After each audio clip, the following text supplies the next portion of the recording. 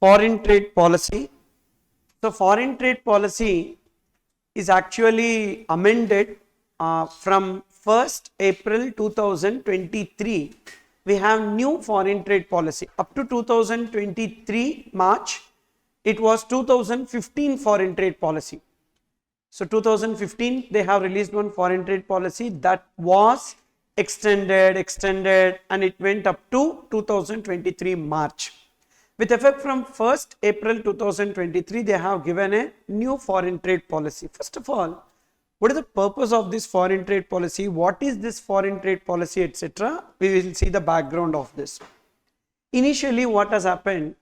So, international trade got opened in 1991. That is liberalization, privatization and globalization. You might have studied somewhere in economics that the moment when this globalization happened, so we have opened the gates for international trade. Lot of goods came into India, but goods did not leave India. Exports was not that much in numbers compared to imports, but imports was huge in number. Because of this, the deficit balance of payment situation has arisen.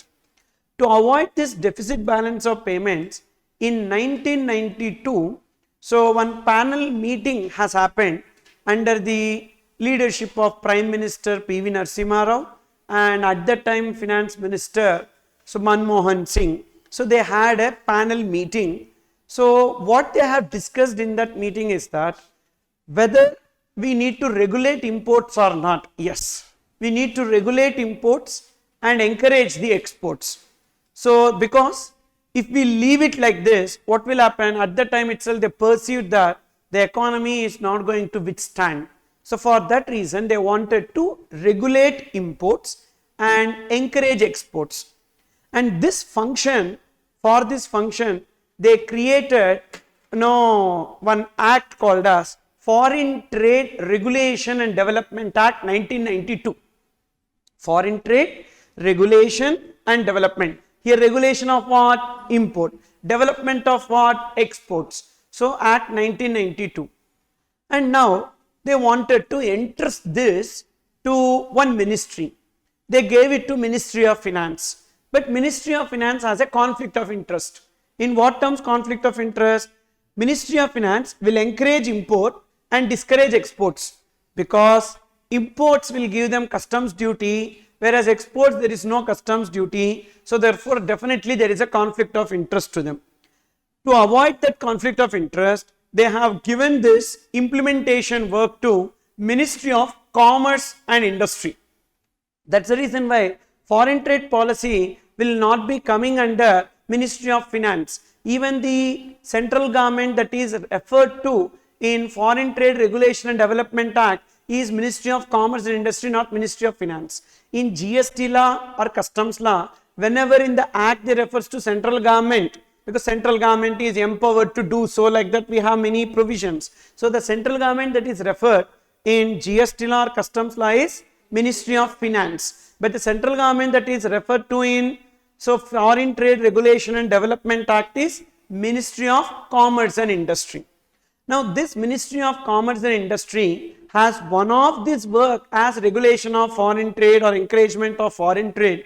So they wanted someone to look after this completely, like how Ministry of Finance created two boards, CBIC and CBDT. For direct taxes, Central Board of Direct Taxes, and for indirect taxes, Central Board of Indirect Tax and Customs. Like that, one dedicated board is required to look after this foreign trade. So they created DGFT, Directorate General of Foreign Trade. So this Directorate General of Foreign Trade will be looking after this international trade regulation and development, which means DGFT is the authority that will purely implement whatever is the objective that is laid down in Foreign Trade Regulation and Development Act. Directly will they do? No. So they will implement through their regional authorities. So they have divided various regions, and for every region they appointed one regional authority. So like ROCs in Companies Act. So directly Ministry of Corporate Affairs, MCA will not do everything. So through ROCs they do like that. So we have regional authorities, so under DGFT, which will take care of implementation of this objective. And now this objective is simple, that is a great vision, wherein I need to regulate imports and encourage exports, which cannot be done overnight. So for that reason, from time to time, they will be giving the policy. So what is the mindset of the government to regulate imports or to encourage exports? What is the mindset of the government? That particular policy of the government is known as foreign trade policy. It will change from time to time, because the international trade environment will not be the same always. It will change. So because generations after generations, we see complete makeover in the international trade. Maybe if you see from last 10 years to now, we have lot of foreign companies starting their manufacturing units in India, because we gave them assurances. Don't worry, so we will give you a lot of benefits when you are coming to India, like that. So all this needs to be incorporated in some place. So that is this trade facilitation measures or export benefits, what and all will be given, and how they are going to regulate the imports, everything in the form of a plan, like a 5-year plan, for example, like a 5-year plan. So they created this foreign trade policy. For every 5 years, they will be reviewing this and they will be coming out with a new foreign trade policy. In 2015, they gave one foreign trade policy, a 5-year plan, that got expired in 2020.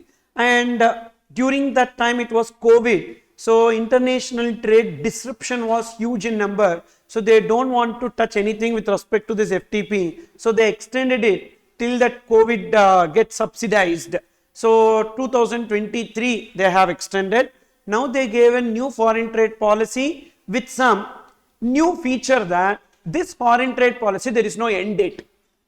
They have not given end date for this foreign trade policy, which means till it is resigned, because every time they give 5 years and they will extend, etc. and all. In order to avoid this trouble, what they did is that till it is resigned, this foreign trade policy will be effective, and they will make amendments to this foreign trade policy from time to time. They'll make like act. They made it like an act. So this foreign trade policy given, and if there is any changes, they will make an amendment to this, just like how Customs Act, GST Act we have, like that they made. We don't have Foreign Trade Regulation and Development Act in the syllabus. That is not there. But what we have is FTP, Foreign Trade Policy. That is only there. Then why it has been given in CA final syllabus? Fully they did not give, because if fully they have given, this itself is one paper actually, 100 marks paper. So that much is there in foreign trade policy to learn, because foreign trade policy we have basic policy. You can see the contents of foreign trade policy. Contents of foreign trade policy, so basic policy plus export incentives, you can see here. Basic policy plus export incentives, then handbook of procedures, 2 volumes, then harmonized system of coding, so that is classification. So like how we have Customs Tariff Act, like that we have a separate classification here also, but all these things are not applicable for your exam. What is applicable for your exam is only this basic policy plus export incentives. Handbook of procedures, it's not there. Even that harmonized system of classification, should we go through the classification, should we know the product details, etc., not required. So because you will be liaising with the commercial department in future. So finance department will always be connected to commercial department for procurements, etc. and all. At that time, you need to have some basic knowledge about foreign trade policy, because when commercial department is coming and telling to you, say you are heading finance department. When you are heading finance department, so commercial department people are coming and telling you, sir, we need to get the authorization. So for that we need approvals, etc. and all. Now you will be asking them, what is authorization, like that. Okay. So you need to have some basic knowledge. For that reason only they have kept it in your syllabus. But weightage wise, if you see, so one 5 marks question. One 5 marks question only you will be getting from this, but 5 marks question only na sir, we cannot take it for granted. What if this 5 marks question is in some 9 marks question, which is a simple one in GST? 9 marks question, simple question like input tax credit, easily you can arrive at the answer. In that they gave this, then unnecessarily you need to leave that 5 marks. Now we don't know this 5 marks will be attached to which question. So due to that reason only we need to learn this, and you have a look into the hierarchy which I have discussed. Ministry of Commerce and Industry. Below Ministry of Commerce and Industry we have Foreign Trade Regulation and Development Act 1992 and Directorate General of Foreign Trade, and thereafter Foreign Trade Policy to regulate imports and encourage exports. So what is this foreign trade policy about? It is set of guidelines and instructions. For what purpose? Already we saw, encourage exports and discourage imports. And the primary purpose is not merely to earn the foreign exchange, but also to stimulate greater economic activity. So therefore the objective is not that we should always get the foreign exchange earnings. See, that is one objective only, primary objective only. But here now they added one more objective in the new foreign trade policy, that is, so they wanted to stimulate greater economic activity, because this particular government's objective is completely going global. So they don't want to restrict and say that we wanted to regulate imports directly. Reason being, rather than regulating imports, we give more importance to encouraging exports. Not necessary it is Indian manufacturers, it can be even any foreign country manufacturer. We are inviting them to start their manufacturing in India. For example, Tesla. When Tesla cars asked permission to Government of India to export Tesla cars to India, so government did not give permission, rather they said, we will give you all the infrastructure required, you come and manufacture here. You don't manufacture in China and bring it to India. Rather, you come here, you manufacture. Because we asked the same to even smartphone manufacturers. And they came. And we are asking even, foreign car manufacturers. They came. They are doing manufacturing. So, you come here, make it. We have very good labor force. We will give you infrastructure support. We give you a lot of concessions. You make it. So, that is the true meaning of Make in India initiative. So the true meaning is not encouraging the Indian manufacturers. It is like you are anywhere located in the globe. You come here and you manufacture here. So because the objective here is not about getting foreign exchange earnings, because where we will get the foreign exchange earnings in that way? It is comparatively less, but it will stimulate lot of economic activity. Employment opportunities will increase, and when more and more exports are happening, the Indian currency will get strengthened. So these are all the objectives that they need, and so we have made in India as the sign on that, even though it is designed in some other place. So you would have seen iPhones and all on the back side, if you see, designed in California, made in China. You understood or not? So therefore, like that, designed some other country, but we manufactured here. So this way we wanted to compete with China. So that is the objective, new objective added in foreign trade policy. So far it was only regulating imports, encouraging exports. Now one more objective added, that is they wanted to stimulate greater economic activity. Okay. Then, so what is the difference between FTP versus the customs laws? How is it connected, or is there any similarity or differences, etc.? Foreign trade policy is basically like the brain of international trade. What to import, what to export. Okay. Whereas the customs law or tax laws, GST or other, is like body of international trade. How to import, how to export, and what are the procedures to be followed, how much customs duty payable, that is that. But who decides what to import or what to export is foreign trade policy. Foreign trade policy regulates, develops and promotes international trade. whereas Customs Act contains procedures, valuation and consequences. From this only I just gave you in the next to next page, you can see in page number 3, the brain of international trade, that is to decide what to import and what to export, is FTP. So then the body of international trade, that is to decide how to import and how to export, is given in customs law, GST and other tax laws that we have. Okay. Next, this foreign trade policy are governed by which act? Foreign Trade Regulation and Development Act 1992.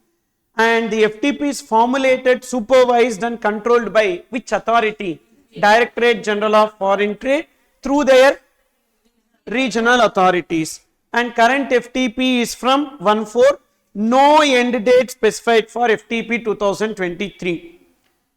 Then in this classification, that is HSN, ITC-HS, they call it as ITC-HS, Indian Trade Classification Harmonized System.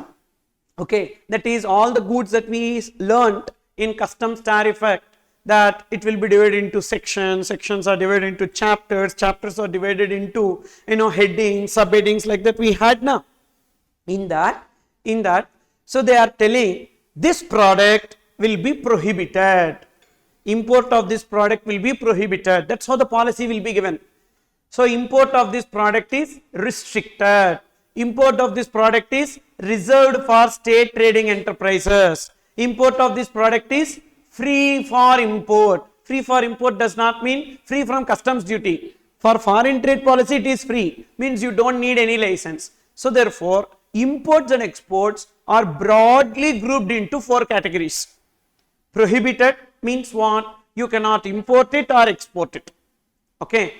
Example, worked ivory and articles of ivory. So these articles made up of ivory, so that is prohibited.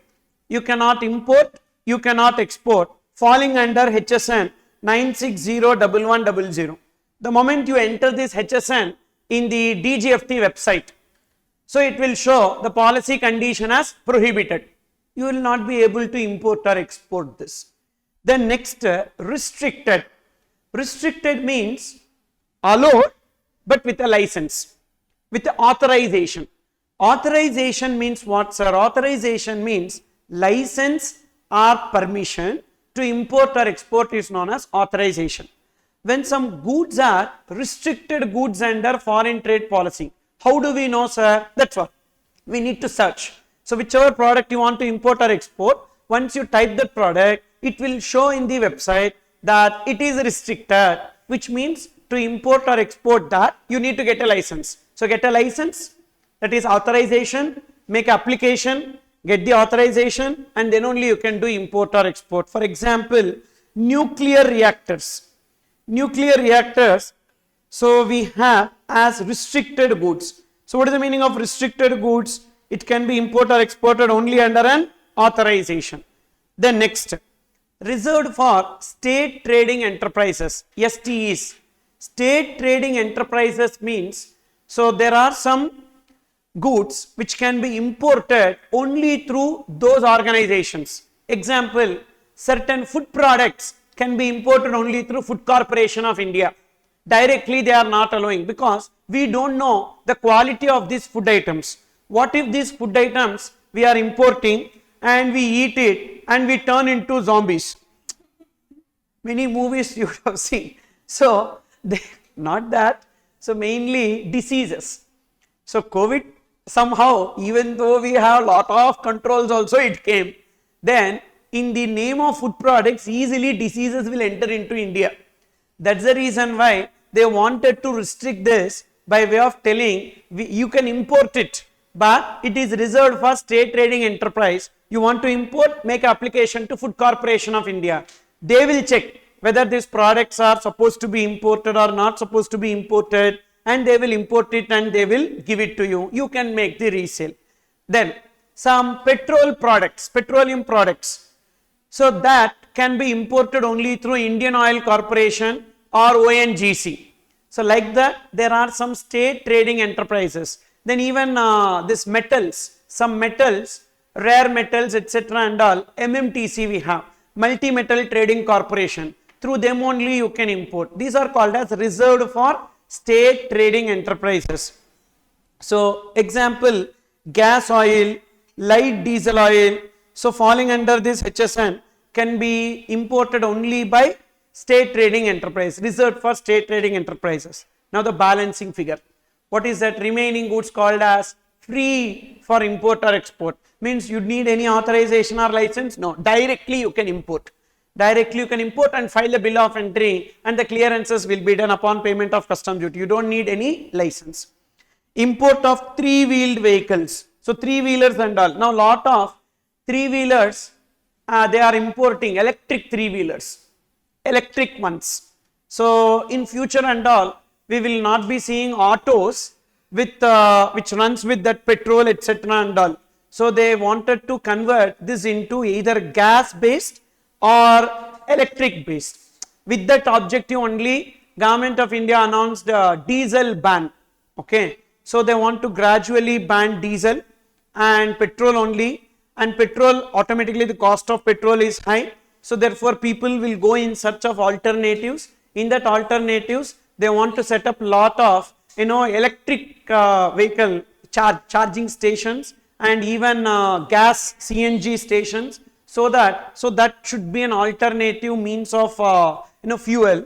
And accordingly, so lot of three-wheelers are being imported, and these import of three-wheelers, battery operated, basically free. We don't have any license with respect to that, free for import. So now tell me how the goods, imported goods and exported goods are classified under FTP. Like that you will get a theory question for 4 marks. What is it you will write? Imports and exports under FTP are classified into 4. That is prohibited, restricted, reserved for state trading enterprises, freely importable or exportable. And you need to write what is the meaning of that. Prohibited means it is not allowed for import or export, etc. That we need to write. Okay.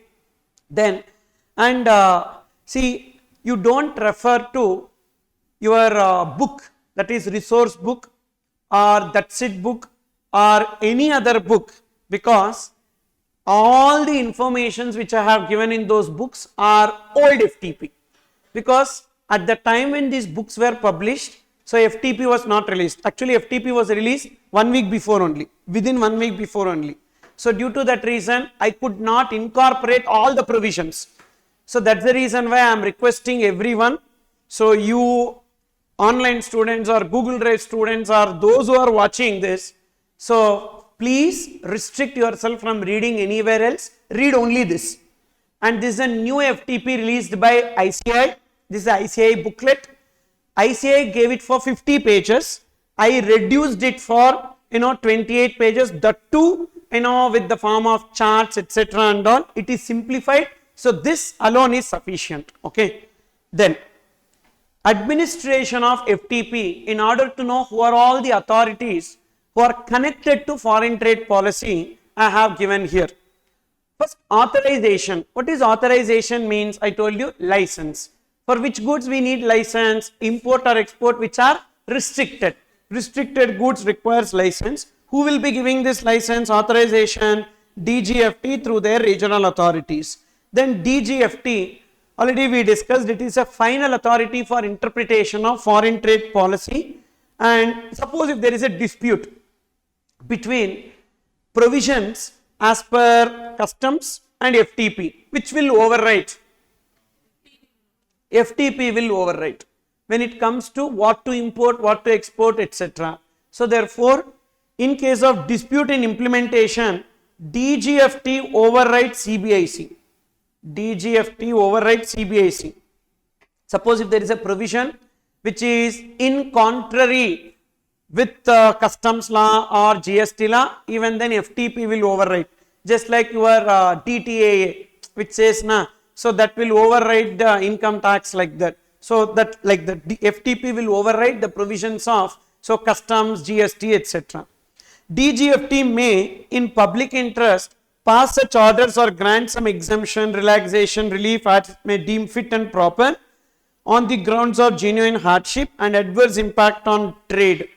So basically they will look after, so what are all the industries that are there in India, what are the hardships faced by these industries, how to protect the domestic industries, everything will be taken into account before making this policy.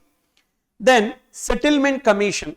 Settlement commission is like a dispute resolution body, like how in income tax we have settlement commission concept, we have in income tax. So whenever a person has contravened the provisions of Income Tax Act, in that case they can approach the settlement commission and they can confess with respect to the evasion that they have made, and upon payment of a fine or penalty, so they will be relieved from prosecution, just like compounding of offences that we have in GST. Similar to that, even in customs also we have settlement commission directly. So in FTP also they brought in the concept of settlement commission now in the new foreign trade policy. For example, some export incentives are given under foreign trade policy to an exporter, and that particular exporter has got some conditions. So you are getting the incentive subject to certain conditions.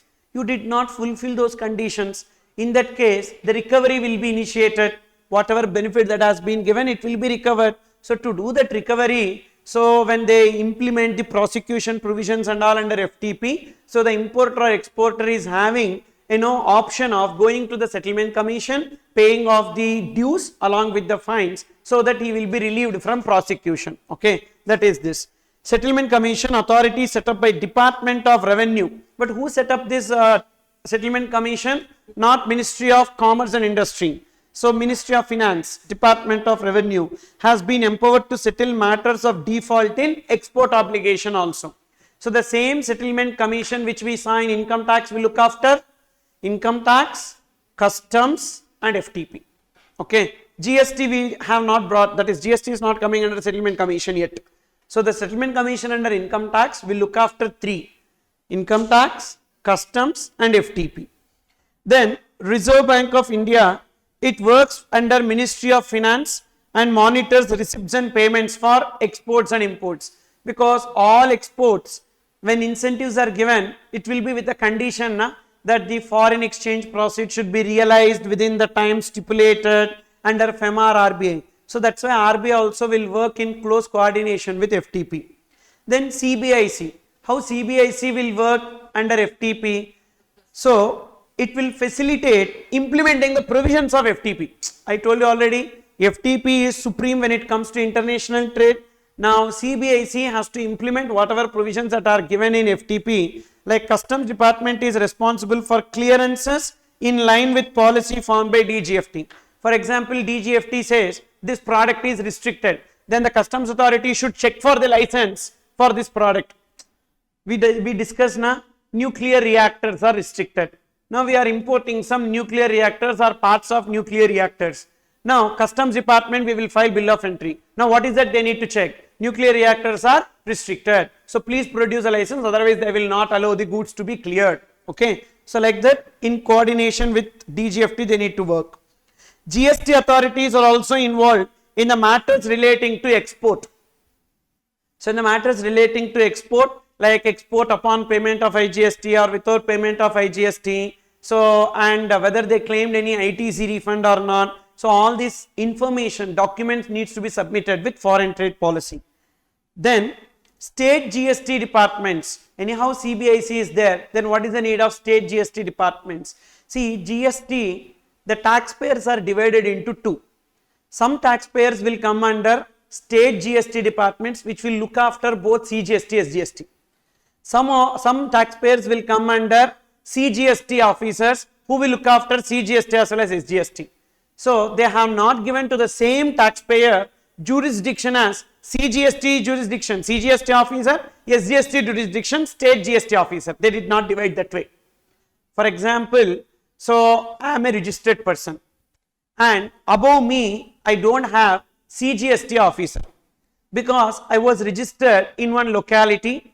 That locality jurisdiction comes under state GST. And suppose if I register somewhere in the main area, okay, in Chennai, then I would have automatically come under, central GST officer. You got it? So now tomorrow, if I have defaulted in payment of CGST also or IGST also, that SGST officer only will be asking. So he is my jurisdictional officer. Are you understanding? Like that, they divided the taxpayers between central governments and state governments. So in this case, to avoid dual control, some taxable persons are under the jurisdiction of state GST authorities. In their case, state GST authorities are the controlling authorities. Then we have Policy Implementation Committee. So how this question will be tested? Actually, they will be giving what are the 5 authorities which will work in coordination with foreign trade policy, like that they will ask. Not this, all. DGFT is prime authority apart from DGFT. So that is, you can write Settlement Commission, RBI, Central Board of Direct Taxes and Indirect Tax and Customs, State GST departments, and some more authorities also, some committees that we have. So these are basically not authorities but committees. So far what we have seen is authorities. For those authorities that we saw, RBI, Settlement Commission, CBIC, State GST departments, these are authorities. Now these are committees. So what are the various committees that we have under FTP? Policy Interpretation Committee, Norms Committee, EPCG Committee, Policy Relaxation Committee, Committee on Quality Controls and Trade Disputes. These are the various committees that we have. They created these committees to look after certain functions. Like even ICI, we have various committees.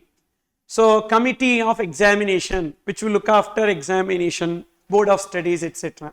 Committee on Indirect Taxes, GST and Indirect Taxes, which will look after, indirect tax related aspects, like they will give recommendations to the central government with respect to it. Committee on Direct Taxes, like that. Committee on Ind AS and IFRS. We have various committees, they divided. So same members only, but those members, so they are giving the responsibilities. Like that, in DGFT itself, so there are multiple committees which will look after each and every function. So from the name itself, we will try to understand the function. Policy Interpretation Committee, what they will do?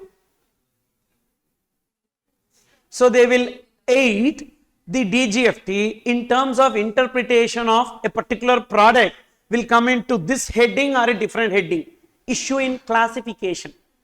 So we studied in Customs Tariff Act, when we import a product, that product may come under multiple headings. Now that cannot be applied here.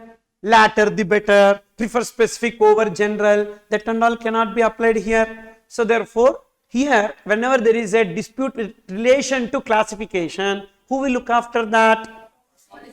Policy Interpretation Committee. Norms Committee. Norms Committee for the purpose of fixation of standard input output norms. I told you, for every industry there is something called as SION, standard input output norms. For every output, how much of the input is required. So mainly that is required to understand in duty drawback, how much is the imported quantity present in the exported goods. So we are importing some goods, using it in manufacture of finished goods, which are then exported. We get duty drawback under section 75. In this duty drawback under section 75, so we need to prove to the satisfaction of the officer that imported materials are present in the exported goods. How to prove? Input output ratio. See sir, this is the input output ratio. So for every unit of finished product, 2 units of raw material is required. This is my imported quantity used in the finished product. So like that, they will give input output ratio to almost all industries. But still there are some industries which may not be covered under this. For those industries, so this norms committee will fix the input output norms. And suppose already they fixed input output norms, but because of the change in the technology and process, so maybe that needs to be modified. So that modification and giving the norms, new norms will be taken care by this norms committee. For fixation or modification of product norms under all schemes, what is the example of that product norms? SION. What is SION? Standard Input Output Norms. Then Export Promotion Capital Goods Committee. We have a scheme called as Export Promotion Capital Goods Scheme. Under this scheme, we can import the capital goods without payment of customs duty or at concessional customs duty, use that capital goods for manufacture of finished goods which can be exported. So mainly for that they gave this EPCG license, and this EPCG license, like to whom we need to apply, who will look after what type of capital goods to be imported, whether we achieve the export obligation or not. So that will be EPCG committee for benefits with respect to imports of capital goods. Policy Relaxation Committee for other issues like, sir, we are importing this product is under restricted category, but nowadays this product needs to be imported because lot of people are dependent on this product. So therefore, please remove it from restricted to, maybe relax, that is free import, or it was under prohibited. So please remove it from prohibited and bring it under restricted, because you may be giving this as prohibited with some intention, but we are using it for some other purpose. So put it under restricted. We will request you give me permission, then only I will import. So like that, Policy Relaxation Committee will make changes to this policy. Then Committee on Quality Complaints and Trade Disputes. So whenever there is a dispute between regional authorities and the exporters, importers, so then in that case, so we don't have appeal mechanism. Basically, we don't have appeal mechanism in FTP. So then to whom we need to lodge the complaint? The complaint will be with Committee on Quality Complaints and Trade Disputes for inquiring and investigation in all quality related complaints falling under jurisdiction of respective regional authorities. So these are the various committees. So tell me, total 5 committees. Policy Interpretation Committee. Parallel, you can remember Policy Relaxation Committee. Next. Norms Committee. 2 more. EPCG Committee, Quality Controls and Trade Disputes Committee. Okay. So these are the 5 committees. Maybe we may get, see, I don't know what type of question will be asked. If I know what type of question that will come in CA final exam, definitely I would have quit teaching long back, and I would have printed the question papers and sold it in the black market for 1 lakh, 2 lakh rupees per question paper, and I would have settled that way. Okay. So how will I know what questions will come? So as a teacher, I need to prepare you in all kind of permutations. Okay. See, some people are there who will tell this will only come in exam like that, and maybe they are blessed children from God. So every time that will happen, great, really great. I'm so happy that it will happen, but I'm also not sure every time will it happen or not. I don't know. Every time if it happens, no, then they have some relationship with the examination committee. You understood or not? So we don't know. So we should prepare. But how much simple we can prepare, that much simple we should prepare, so that we should be able to write any question in the exam. That is the objective here. So this committee, and you understood what is the role of this committee, you explain that and write. Next. Now an importer or exporter is aggrieved by any decision taken by Policy Relaxation Committee. First they requested the Policy Relaxation Committee to change the policy of that particular product, and they have not given the order in favor. Now still, is there any other way for the importer or exporter? Yes.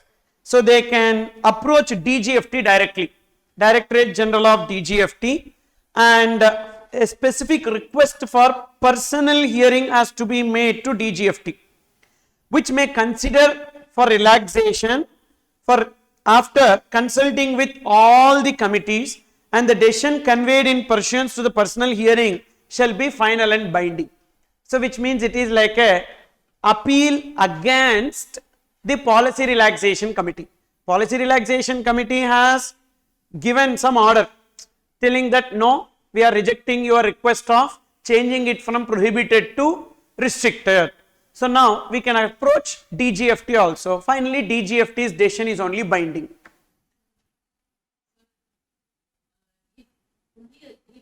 Is it applicable only to the specific importer or exporter, or is it like a precedent? Specific importer or exporter, but generally what will happen, see, not that every importer or exporter individually will do this.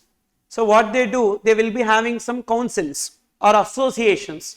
Through that associations, they will make the representation, because, you know, if anything, I go and tell to ICI, there is a mistake in answer what is given, evaluation. Actually, the student has written 4 points correctly, 5th point is only wrong, but you have given fully wrong and 0 marks for that student. You are playing with the life of that student. So kindly consider ICI. Like that, if they say, they will not be bothered. Arey, who the hell you are? Okay. Suppose if I take all the students with me, and if I go and make a protest and put 3-4 stones and burn 4-5 vehicles, so then they will look at us. So individually in India we cannot ask anything. As a group only we can ask everything. You understood? So whenever as an importer or exporter we go to policy relaxation committee, they will say, who are you? Go to hell. And associations, that's where the associations will come into picture. The trade unions or the trade associations will come into picture. Then we can writ. So as the words given here is DGFT is binding. The decision conveyed in pursuance to the personal hearing shall be final and binding. Sir, can I go to Supreme Court on this, sir, on this DGFT? Yes, you can go to High Court and Supreme Court, but here it is actually Supreme Court. Writ has to be filed. Writ rejected, pill you file, public interest litigation. So that also rejected, you can't do anything. You can't do anything. So because prima facie they will check whether it is a case fit for taking it up or not. Initial arguments they will ask you to make. Even if in principle they take up also, they will say the acceptance of this writ or pill. So they will be asking us to give an initial arguments. So in that initial arguments, they will ask the other party also to come. In that initial arguments, it is accepted. Okay, fine. Really the issue is there. So then they will accept that. Otherwise they will not. But when it comes to commercial writs, the acceptability is less, because there are a lot of issues which the country is facing and the people are facing. So that will be given more importance than business related writs, because business activity, here the loss is only money, but there are many issues where the loss of life is involved. Okay, so that only will be given more importance, but I am not telling that they will not do that and all. We can try our luck, nothing wrong in this. National Committee on Trade Facilitation. To facilitate coordination and implementation of trade facilitation agreement provisions, they have created this National Committee on Trade Facilitation. So far we saw some committees now. This is a next committee. So India, to attract global investments, they created this Trade Facilitation Committee. So they are giving various trade facilitation measures for the entrepreneurs who are starting their business in India. What are those trade facilitation measures that right now Indian government is giving? This may definitely be tested here. This may definitely be tested. Like what are the various, or answer any 5 trade facilitation measures which are given by government under foreign trade policy, like that. See this: free passage of export consignment, no seizure except in exceptional cases. So consignment is going abroad. When it is going abroad, don't stop it. Means we might have some check posts, etc., under land custom stations, or maybe customs officer is empowered to board the vessel and stop the vessel to check that. So export consignments don't check. Anyhow, exports are duty free in customs. Even if it is dutiable also, don't check much. So allow it to be free, and no seizure. Even if they have not complied with some provisions also, don't seize it. Allow it and recover that separately, unless if that person may escape, in exceptional cases you seize those exported goods. So free passage of export consignment, no seizure. Seizure means what? Taking over the possession. Taking over the possession of the exported goods. Generally they will not do except in exceptional cases. Then SWIFT, single window system for export of perishable agricultural produce. So perishable agricultural produce we cannot delay. Already agricultural produce will have a short shelf life, and in that if the formalities gets delayed, so then the stock gets spoiled. When the stock gets spoiled, they have to just throw it. That is, I saw day before yesterday in one corner, so that is in the dustbin, like public dustbin, next to that 3-4 bags of tomatoes they have thrown. So 3-4 bags of tomatoes. Already tomato rate is increasing. Why these idiots have thrown like that, I thought. Then only I understood that these tomatoes are basically like spoiled ones. They preserved it. Why? More money they will get. 170, 200 rupees and all, if it goes they can sell, no. So good margin. But you have to understand, it's an agricultural produce. If you preserve it, how many days you can preserve it? So therefore you have to just throw it like that. Export of agricultural produce, once it is damaged, gone. So due to that reason, single window clearance. Don't go for multiple authorities. With one authority, you file all the documents, they will take care of the export of this. Then, Niryat Bandhu scheme for mentoring new and potential exporters. That is, Niryat means export. Export in Hindi. Niryat means export in Hindi. Niryat Bandhu. Bandhu means friend. Okay, so too much of Hindi imposition, pa. It's okay, fine. So we will get an opportunity to learn Hindi, no? Okay. So therefore, Niryat Bandhu scheme. The problem is, it's okay. You can keep at least the names in English also. Consider, okay. So government should consider keeping some names in English also. Otherwise, people in Tamil Nadu, Kerala, Andhra Pradesh and all, they will not understand what is this like that, okay. And there is one scheme of customs called as THARUN'S customs. Turant means what? Immediate. And in one seminar when I went, one person was telling Turant customs like that. I didn't understand why they kept this name Turant. I also searched Turant, some expansion will be there, etc. and all. So Hindi it is Turant, that they have just converted into English and they have given. So little bit this will be sometimes dangerous. Niryat Bandhu scheme, that is someone is exporting and you mentor them. So they are asking the big industries who are already achieved major exports, like status holders. Status holders means they are making huge exports from India and they have been given these star recognitions, 1-star status, 2-star status, like that star recognitions will be given. So they are requested to mentor the new entrepreneurs who are into exports. So that is also one trade facilitation. Then now everything in DGFT has been online, brought into online.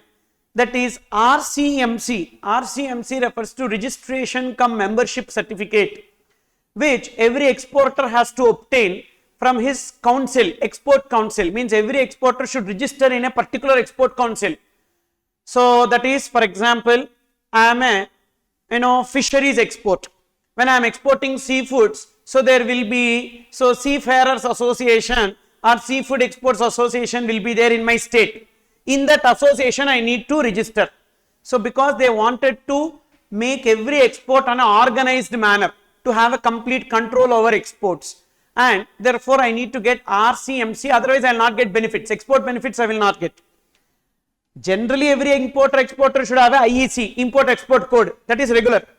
Apart from import export code, if I want some benefits under foreign trade policy, I need to get RCMC, that is registration cum membership certificate. Now it will be online. Then ECOO, certificate of origin. In certain countries, they might give concessions if the goods are imported from India, like how preferential rate agreements we have with other countries.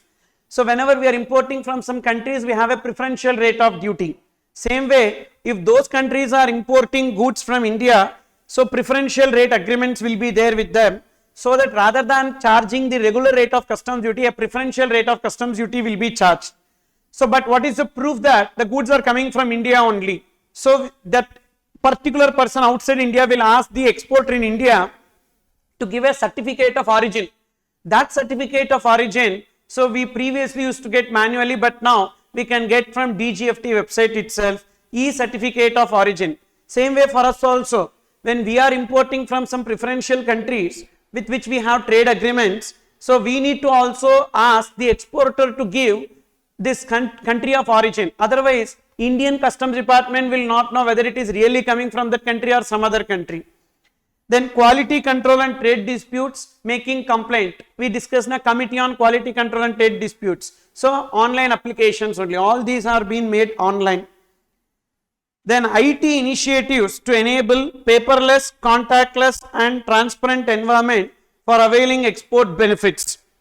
So that is, previously any benefit if we need to get, we used to make the manual filings, but now it is completely online filing. For example, there is something called as RODTEP scheme, remission of duties, taxes on exported goods. Then we have something called as duty drawback scheme. So all these export incentives, so when we make application to an officer in manual, so he will be processing that application, for that he will be asking some commission.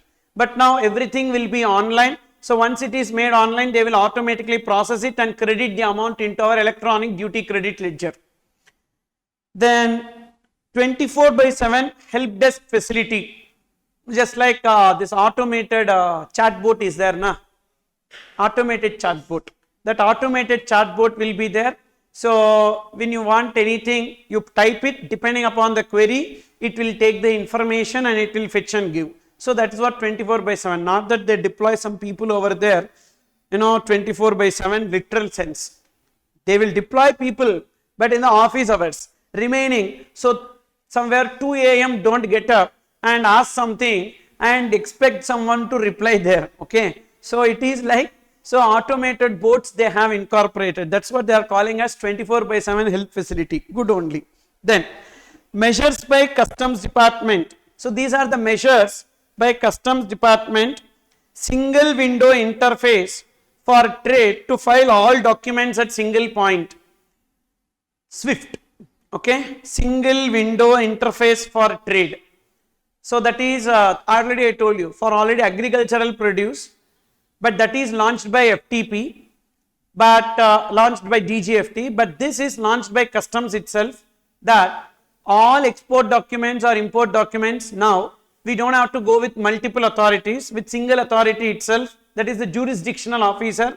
At the time of filing bill of entry itself, we can file, all these will be single authority only, multiple authority is not involved. Then THARUN'S Customs for faceless assessment. Faceless assessment we discussed, if you remember, like we will make bill of entry, that bill of entry will go to RMS, it may be assigned to any person. In order to have this speedy, out of customs charge order and bill of entry processing, they brought this. Compliance information portal for all clearances related procedures. We have ICE Gate. In ICE Gate, so all the compliance related, filing bill of entry, shipping bill, payment of duties, etc. and all will be done. So these are the various trade facilitation measures. Now, at least 4, if we are able to recollect, superbly we can write. Okay. So that is the objective. With that objective, you have to learn this. Okay. That is 4 or 5, because when they give a question, by mistake if they give a question, so we should be able to write this instead of giving it in choice. Okay. Then next, recognition under FTP. We have 3 recognitions given under foreign trade policy: authorized economic operator, towns of export excellence and status holder. These are the 3 recognitions they are giving. First we will see authorized economic operator. This is one famous question in ICI, like at least 3-4 attempts they would have asked this as a short note. Write a short note on authorized economic operator like that, because this concept was there even before in old FTP also. Who is an authorized economic operator? Basically they are a business entity. But what they will do, they will be engaged in international trade, and under AEO program of Indian Customs, a business entity engaged in international trade is granted AEO status when, if it is approved by customs as compliant with supply chain security standards, if they follow proper security standards in terms of export, starting from day one till export realization of proceeds, they follow all the standards set. Who set this standard? World Customs Organization Safe Framework Standards. So like how when you call a person as accounting, when it comes to accounting, properly they are following. When you will say if they follow Ind AS or accounting standards, correct? Same way when you will say that, so they are properly compliant with the information systems and all. So you do information systems audit, and as per that CSAVA standards. So some standards they are there, information standards, some ISO standards, etc. If they are compliant, you say like that. WCO, World Customs Organization, has given some export standards. These are all the things that you need to do. If they are following that standards, then they will be given the recognition as an authorized economic operator by Customs Department. But this authorized economic operator is not given by FTP. It is given by Customs, and thereafter they will become authorized economic operator under FTP as well. Okay. Now, such entities are considered as trusted trade partner of Indian Customs. And about this, you don't have to write anything. But another point only we need to write. Important question. What are the various benefits to authorized economic operator? Authorized economic operator, there is nothing here. There is one business entity which is complying with the standard set by World Customs Organization. Customs Department will be giving them the status as authorized economic operator. They will also be called as authorized economic operator under FTP. That we can write in 2 lines. But for 4 marks, 5 marks, what else you will write? So there is some information that you need to write there. That is, they are eligible for the following benefits. What are those benefits? Remember, preferential bids. Authorized economic operator will get preferential bids. Okay. What is preferential bids? It's a keyword. Preferential refers to preferential customs treatment in terms of reduced examination and faster processing and clearance of cargo. They will be given preference here. Okay, that is at the time of exports, imports, etc. and all. So they will be given preference in what terms? Clearances and reduced examination, etc. Then B for border clearance privileges in mutual recognition agreement partner countries. Border clearance, that is preferential clearance from India. But when you take the goods to their country, if that country is a member of mutual recognition agreement, there also we get the border clearances.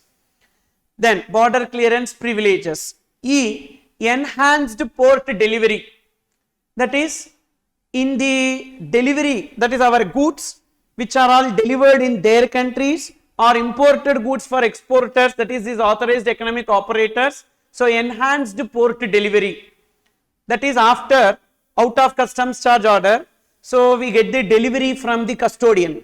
So that delivery from the custodian also they are giving preference. Not only clearances by the customs, even custodian also will give preference with respect to delivery of goods. Deferred payment of customs duty. Out of all these things, this is something which is really required. Okay, all these things, okay, preferential treatment. And of course, preferential treatment is required nowadays. Reason being, now what happens whenever we go and complete all the formalities also, if they make us to wait, then for 2-3 days unnecessarily we need to wait. And we also studied demurrage charges. Demurrage charges, again, they will not give remission and all if the delay is on their account. So therefore, for avoiding the demurrage charges, mainly this preferential and all will help in terms of imports. Exports also, we can fastly send the goods. Like, students will be ordering for book spa. They will place order on Friday and Sunday they will message. Still not received books. Maybe Saturday they would have sent, Friday order received, Saturday they would have dispatched. No one will take the courier on Saturday because Sunday is holiday. Then again they will start on Monday evening. It will go and reach on Wednesday. But the student will be sending a message in Telegram, sir, your people are delaying sending the books. Fine, yaar, I will scold my people and I will ensure that they are sending fast, like that I will say. Because I have to console the student now. And here, exporter, we are exporters. Buyer is outside. So now, if there is a delay, he will say, I don't need consignment, cancel. One student message me, cancel, I don't need your book. Then I have to say, sorry, there could be some delay. I will look into it and I will ensure that you will be getting it, because I will not take it to heart. Students are equal to my kids only. Okay. So my kids also will be scolding me. So if I take it to heart, no, they will only be the sufferers. Okay. So yes, nothing wrong. And basically that is not you who is speaking. The pressure inside you is making you to speak. How many pressures you have. And good that you are young, otherwise out of BP itself you will die. Okay. So therefore I can understand the pressures that students are undergoing, and therefore, but in business everyone will not be like that, na.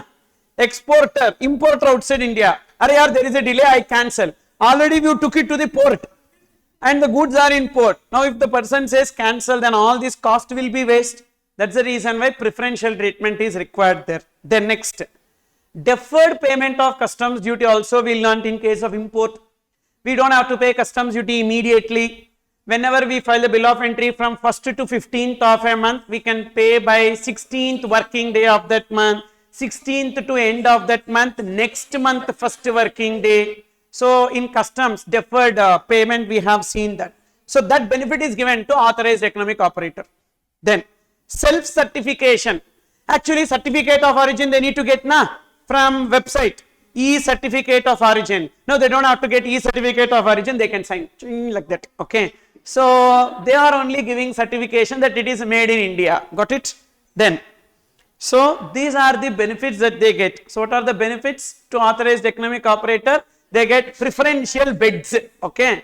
Preferential clearances, customs clearances, then border clearance privileges, that is outside India. Then next, E, enhanced port delivery. Then deferred payment of customs duty. Yes, self-certification. Then next we have towns of export excellence. Towns of export excellence, it is mainly to give recognition to some towns which are targeting more on exports. So maybe state governments may not consider those states, because state government is not getting any benefit here. Whenever exports happen, state government will not get any benefit. Actually, it is true.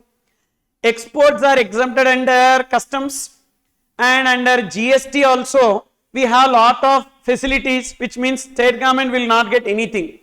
So then state government will think, why the hell we need to do? When central government, overall country is going to get the benefit in terms of, if exports increases, the rupee will strengthen, and the state government contribution also may not be recognized. That's why states may not think, some states are there, some states, not every state will be thinking on a broader perspective and all. So some states will think about next time election only. Whatever we do now, is it useful for next time election? Now the objectives have been reduced to short term objectives. Next time election, is it useful? Do.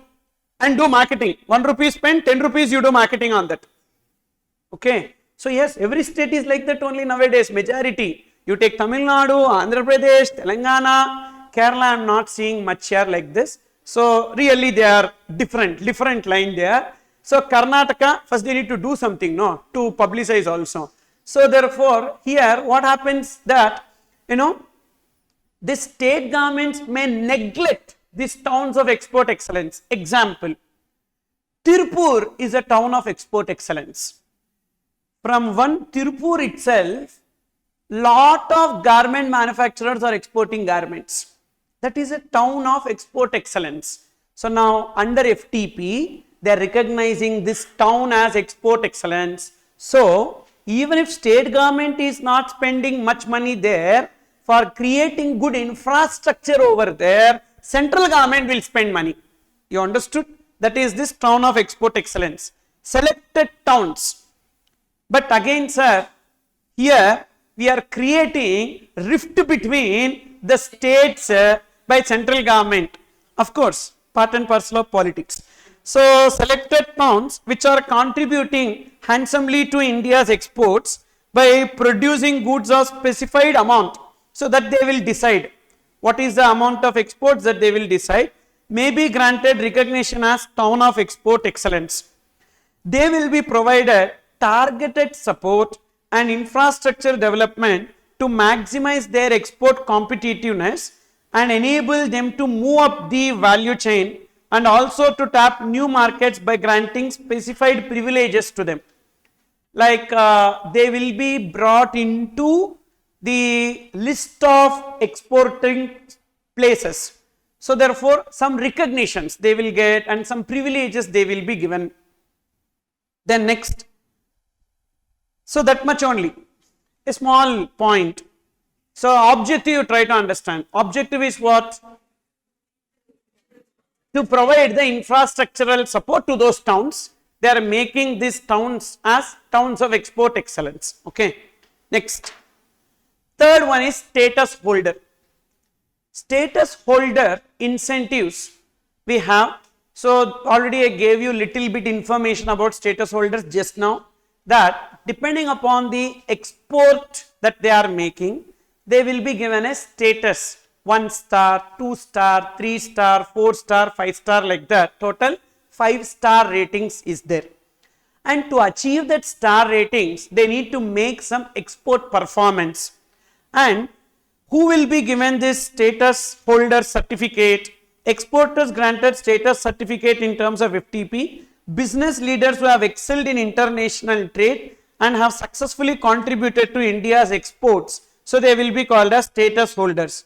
But to get that status, what is the export performance they need to achieve? For 1-star status, they need to achieve $3 million. 1 million is 10 lakhs. So $3 million. $3 million, not Indian rupees. In terms of dollars, converted into dollars. Okay. We sit and cry that rupee and all is not at all recognized. And we create a law in dollar only. Okay. I don't know what is the logic in this. So 1-star export house, $3 million. 2-star export house, $15 million. So then the consideration should be received in dollars. No.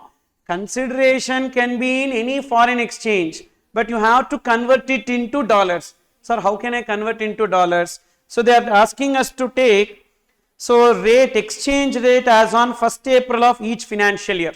See the footnote below. That is, I made exports in pounds, I made exports in euros, or I made export in yen. Now this has to be converted into Indian rupee, dollars. For dollar conversion, we need to take one exchange rate. Which exchange rate should be taken? So at the exchange rate notified by CBIC, as on which date? On 1st April of each financial year.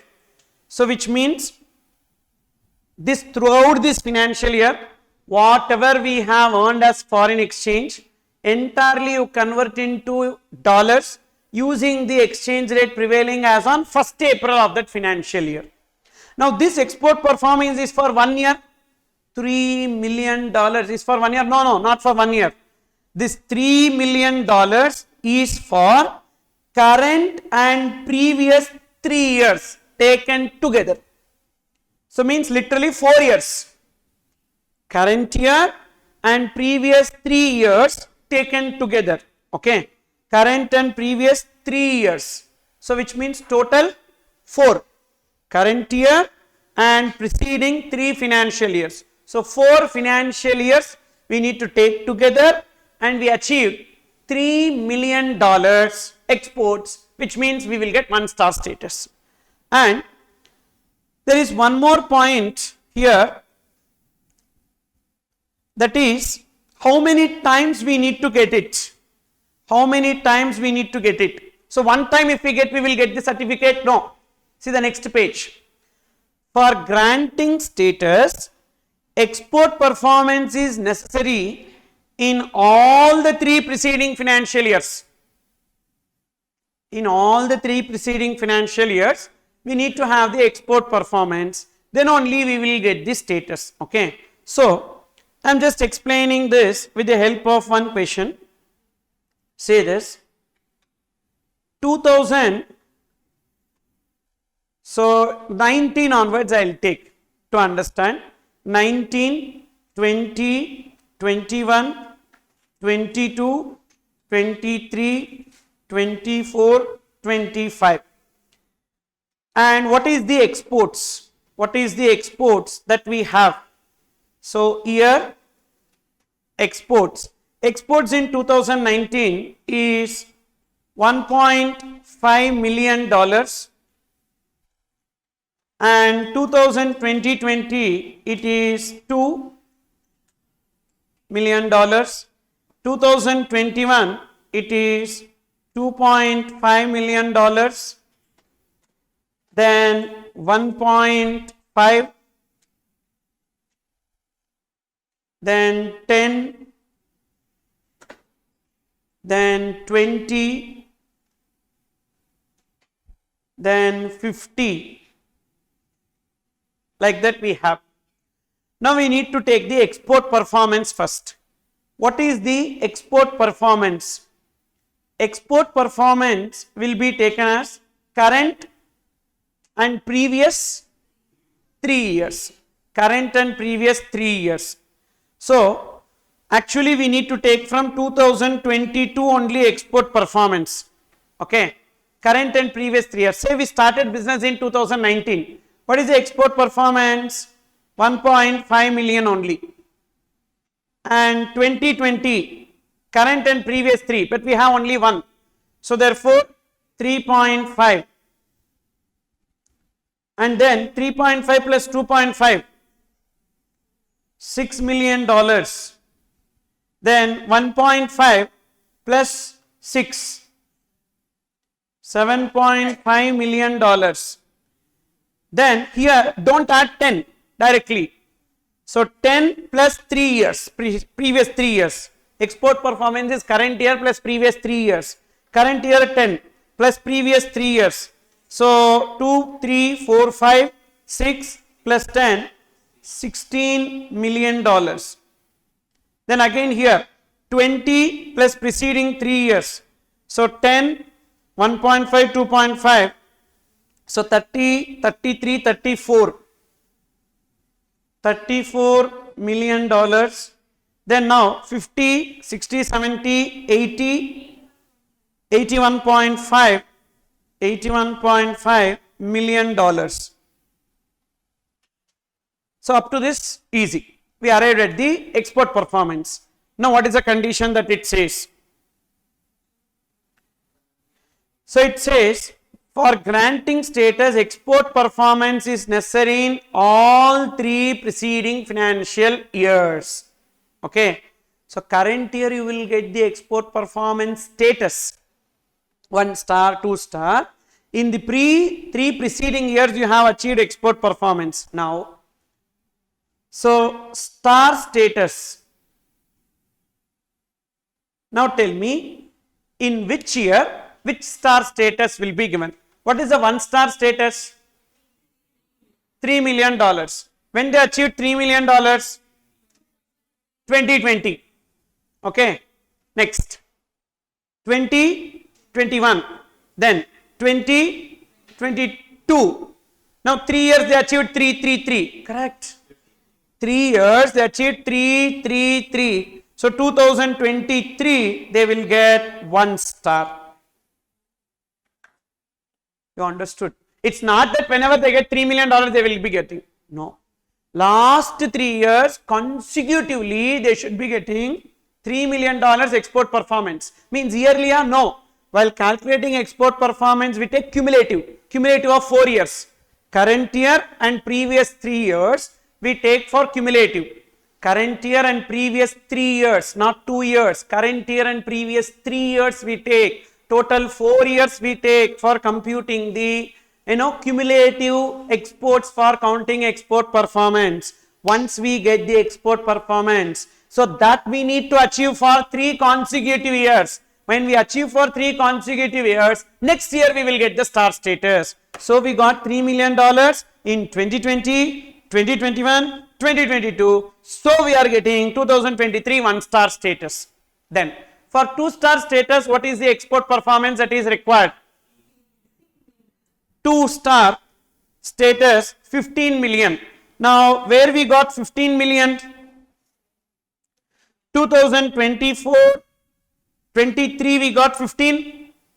Yes. 2024 also we got 15. 2025 also we got 15. So in 2026, let's take this as $60 million. You will get 2-star status here. 2-star status here. And 60 plus 50, 110. 110 plus 20, 130 plus 10, 140. $140 million. But now only you get 2-star. Why? Because previous 3 years consecutively you achieved more than 15. Okay. So previous 3 years consecutively more than $15 million.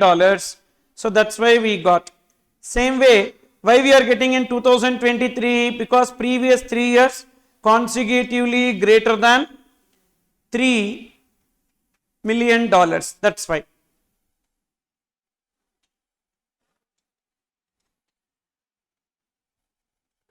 If I am setting a question paper, I will ask this question. Good question. I have to ask something, na? Rather than asking a theory question, I will ask some practical question like this.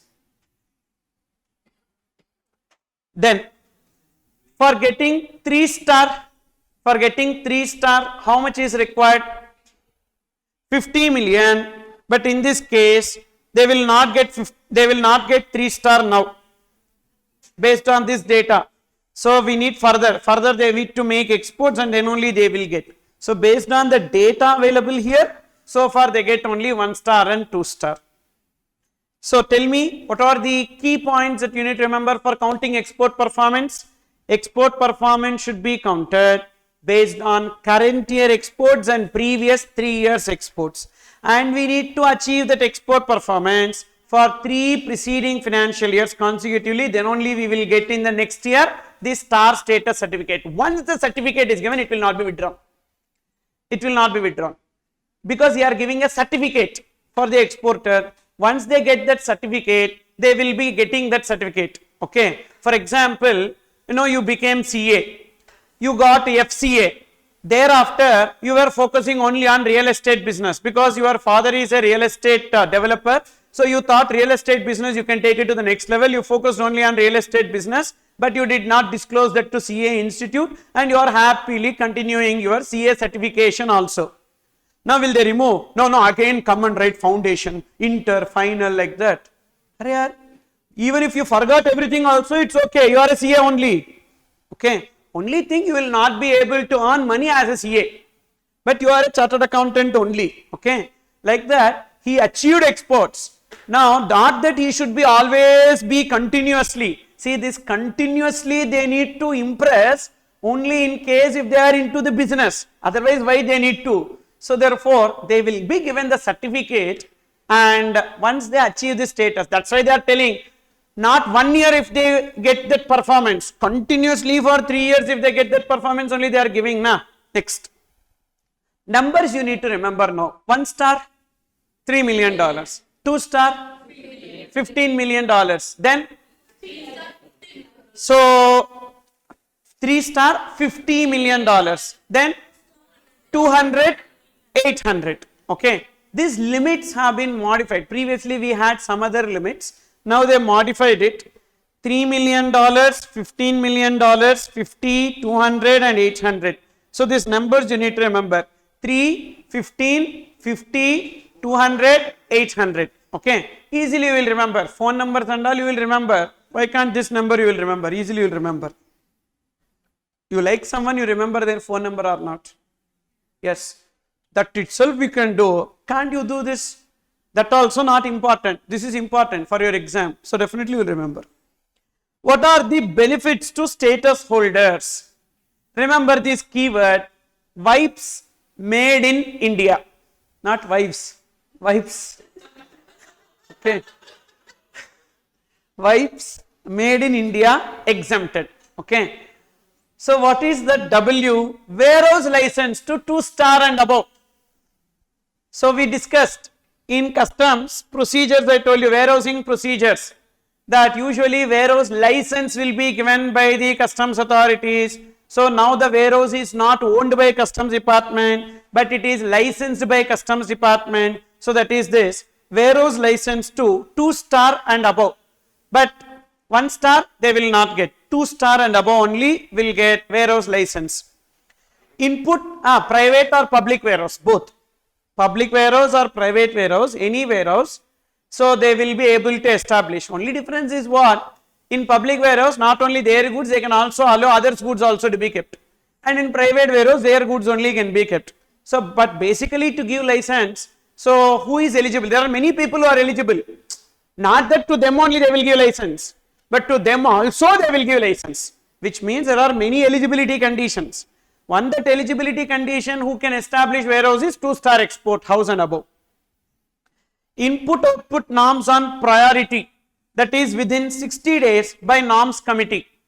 So if an industry is not having input output norms, because there are some concessions connected to input output norms. So if your industry is not having, or if your concern is not having input output norms, you can make a request for standard input output norms to the norms committee. Within 60 days they will give for this status holder, all status holders. Then P, WIP, P for preferential treatment and priority in handling, same, that preferential visa in authorized economic operator, the same point. Exports free of cost means no duty. Exports without payment of duty, any goods, except gems and jewelry sector. So which means any goods, even if it is dutiable. Anyhow, majority of the exports are non-dutiable. But even if some goods which are dutiable also, they don't have to pay duty. But the exception is gems and jewelry sector. Then self-declaration with respect to authorization and customs clearances. So they don't have to get any CA or CMA certificates and all. They themselves can do self-certifications on all documents. Made in India self-certification for 3-star and above. Pisana self-certification, authorized economic operator. Like that, 3-star and above. You can remember, made in India, 3 words. 3-star and above. Okay. So only 3-star and above will be able to certify this made in India. Then exempted from furnishing bank guarantee and compulsory negotiation of documents. What is this negotiation of documents? Negotiation of documents, negotiation, don't attach the meaning what you understand as negotiation. Negotiation means filing of those documents with the bank. You can see below, I have given there. After the shipment of goods, exporter has to negotiate the documents through a bank within 21 days from the date of shipment. That is submission of relevant documents to the bank and the process of obtaining payment. So because usually when you export goods, so you will not directly receive money into your bank account. Sometimes there will be letter of credits, etc. and all. So that you will be giving it to the, or site draft something. So that when you give it to the bank, so the bank will be giving you the money, crediting money into your account. So for that purpose, we call it as negotiation of documents, that is exempted. So exemption from furnishing any bank guarantee or negotiation of documents, you don't have to submit automatically. So once the export is made, the payments will be captured and based on that BRC will be generated, bank realization certificate or foreign currency inward remittance certificate will be generated. So this you need to remember, wipes made in India exempted. W, warehouse license 2-star and above. I, input output norms on priority, that is within 60 days. Then P, preferential clearances. Then E, so exports free of cost except jewelries. Okay. Then S, self declaration with respect to authorization and clearances. Okay. Then next, made in India certification for 3-star and above. Exemption, 2 exemptions. Exemption from furnishing bank guarantee and negotiation of documents. How to compute export performance? Status recognition depends upon export performance. All exporters of goods or service having IEC, import export code, shall be eligible for recognition, and it is counted on the basis of FOB value of export proceeds realized in free foreign exchange or in Indian rupees. Or in Indian rupees also will be taken. Indian rupees, yes, wherever it is permitted by RBI. We have na export of services to Nepal and Bhutan, it can be received in Indian rupees. Like that, wherever it is permitted, even some more also is being permitted now, because rupee trade is being accepted between this BRICS countries. So Brazil, Russia, then China. So we have these BRICS countries. So they are accepting the rupee payments. So these rupee payments, whenever it comes, so whenever it is recognized by RBI that it can be in rupee payments, so that rupee received will be converted into foreign currency, that is dollars. Then for gem and jewelry sector, the export performance is counted based on current year and preceding 2 years. But that is not there for exam, not there in syllabus. So that's why I just gave it in the footnote. But what you need to remember is current year and previous 3 years. And consecutively they need to achieve this export performance for 3 years. Export performance is not transferable among IEC holders. Sir, I achieved export performance, I got a star status, now I want to sell that certificate to some other person, not possible. Exports made on re-export basis shall not be counted for recognition. What is this? Exported, imported for processing, refining, remaking, reprocessing, repairs, etc. Again, after remaking, reprocessing, we are exporting. So we exported, sir. So can we count it again? No. Already what you exported only you brought back. Again you are making re-export. Re-export is second time export of the same goods. Don't count that. Then export of items under authorization including SCOMET items would be included for computation of export performance. What is this SCOMET? Special chemicals, organisms, materials, equipments and technologies. These are called as SCOMET items. So like some goods which are capable of dual use is called as SCOMET items. It can be used for destruction also, it can be used for the purpose of manufacture also. Okay. So some chemicals or organisms can be used for destruction also, can be used for the purpose of testing also. So like that, whenever we have some dual use items, so for that items we call it as SCOMET items. And export of items under authorization including these items would be included for calculation of export performance, means all goods will be included. Anyhow, prohibited goods you cannot export. So apart from prohibited goods, what are the other goods? Restricted goods, freely exportable goods, reserved for STE also. So reserved for STE, so here we cannot export reserved for STE. Reason being that is reserved for state trading enterprises. Suppose if this export holder, star status export holder becomes a status holder or state trading enterprises, so then they can also export items reserved for STE. Then for calculating export performance for grant of 1-star export status category, exports by following IEC holders shall be granted double weightage once in any of these categories. What does it mean? I make exports $100. It will be counted as $200. Till which case? 1 star. Till 1 star. Till 1 star situation. That too for whom? So mainly for making the entrepreneurs come into 1 star status easily, they have given this relaxation, but not for all. MSMEs, micro, small and medium enterprises. Then manufacturing units having ISO or BIS certifications.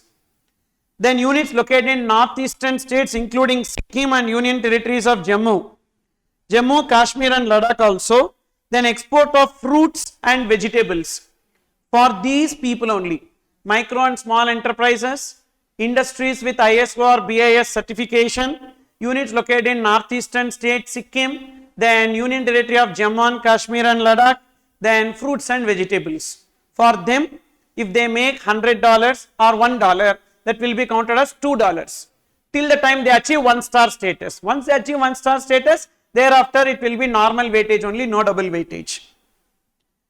Then skilling and mentorship obligations of status holders. Status holders other than 1 star export house are being made partners in providing mentoring and training in international trade. Already we discussed one trade facilitation measure. One of the trade facilitation measure, Niryat Bandhu scheme. So who will be brought under Niryat Bandhu scheme? The status holders only. So therefore the status holders will have obligation. What obligation? That they need to mentor newly started entrepreneurs to encourage them to export. Status holders are being, but other than 1 star, are being made partners in providing mentoring and training in international trade to specified number of trainees each year based on status they achieve. Then this is what SCOMET, special chemicals, organisms, materials, equipment and technologies. Actually these are dual use items.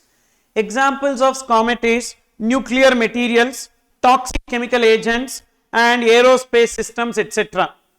So toxic chemicals can also be used for this explosion, chemical explosions. So for that chemical explosions they can use the toxic chemicals. That's why these are basically for dual use items. So these dual use items used in weapons of mass destruction, also used in civilian or industrial applications. So either it will be prohibited or restricted, but it will not be freely allowed to be imported or exported. Okay, that much only you need to remember. Then next area, developing districts as export hubs. This is in connection to town of export excellence, but not town of export excellence. Town of export excellence, what we saw is recognition to the towns. But this is not any recognition, but they are identifying. See, exports will happen rather than giving benefits to the people, that is exporters, even encourage the exporters, small exporters in the districts also, that will also be counted towards exports. So far we targeted what? In status holder, big exporters. We targeted them, we gave facilities to them, we gave encouragement to them. Now there are a lot of small exporters in few districts. In the districts we need to give some support. For that, government has allocated some fund. Central government has allocated some fund for this purpose. Every district has products and services which are being exported and can be further promoted along with new products or services to increase production, grow exports, generate economic activity and achieve the goal of Atma Nirbhar Bharat. Atma Nirbhar Bharat. What does it mean? Self-independence. Okay. Self-independence. Vocal for local and made in India. All these are same only, na? Yes. All these are same only. All these are same only. Vocal for local, made in India. It was there long back. They invented one Hindi word. Okay, good. Hindi learning is good only. Nothing wrong in that. But learning only Hindi is wrong. You understood? So you should learn English also, Hindi also, our regional language also. Everything should be given equal importance. Okay. Then, sir, is English language, okay, medium of communication. Okay. then Hindi also should be a medium of communication, Tamil also medium of communication, like that. Okay, so therefore this made in India initiative, that is that. Okay, so that is so far what we have done. In Make in India initiative, we gave importance to foreign people to come here, make the products in India and export it. That is that. But this is what encouraging the Indian manufacturers who are all in various districts. That's why they created this exports district as developing districts as export hubs. For example, you see this example. Visakhapatnam and Guntur are two districts in Andhra Pradesh.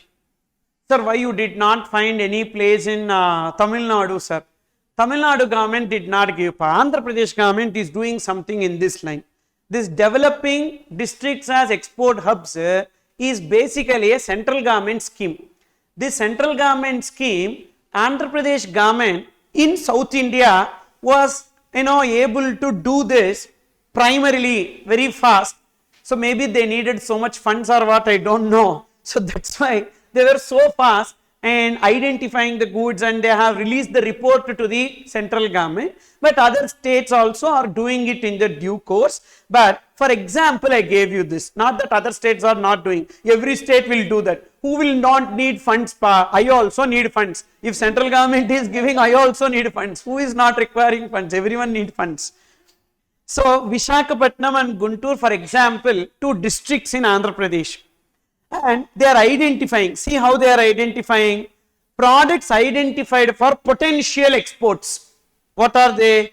Agriculture. In agriculture, so Araku coffee and coffee. Basically, there is a Araku Valley. In that, coffee is there, coffee plantations is there. That then in furniture and handicrafts, so this coir products, toys, and aqua and seafood, pharmaceuticals, bulk drugs, like that they identified these goods.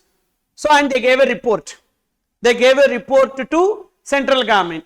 Now, central government will allocate the funds for encouragement or promotion of industries which are doing this in that particular district. Same way, we have in Guntur also, when it comes to agriculture and food processing, chilies, turmeric and tobacco, then aqua and seafood, fish, textiles and apparels, cotton yarn, like that. So every district, what they need to do, first State Export Promotion Council, State Export Promotion Council should ask the District Export Promotion Committee to make a District Export Action Plan.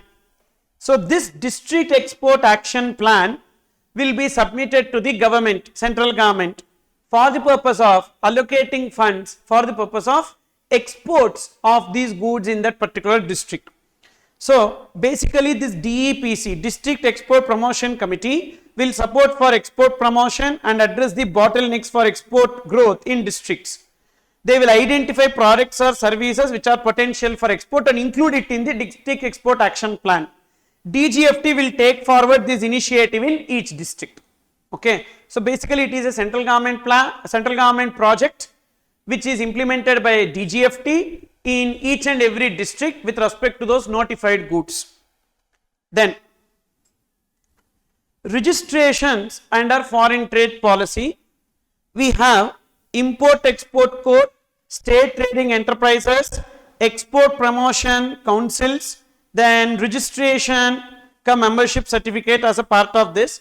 Import export code, simple, already we know what is that. Every importer and exporter should get a import export code, then only they can import or export. Import export code is not a new registration, in the sense you will not get a new number, your existing permanent account number itself will be notified as import export code. So import export code means they will not give yet another number, the same permanent account number. Then sir, directly we can quote the permanent account number now. No, you have to register. You have to register, and then your permanent account number will be mapped to import export. So an identification number, which is nothing but permanent account number of the person, without which import and export is not permitted unless exempted. Unless exempted, you need this.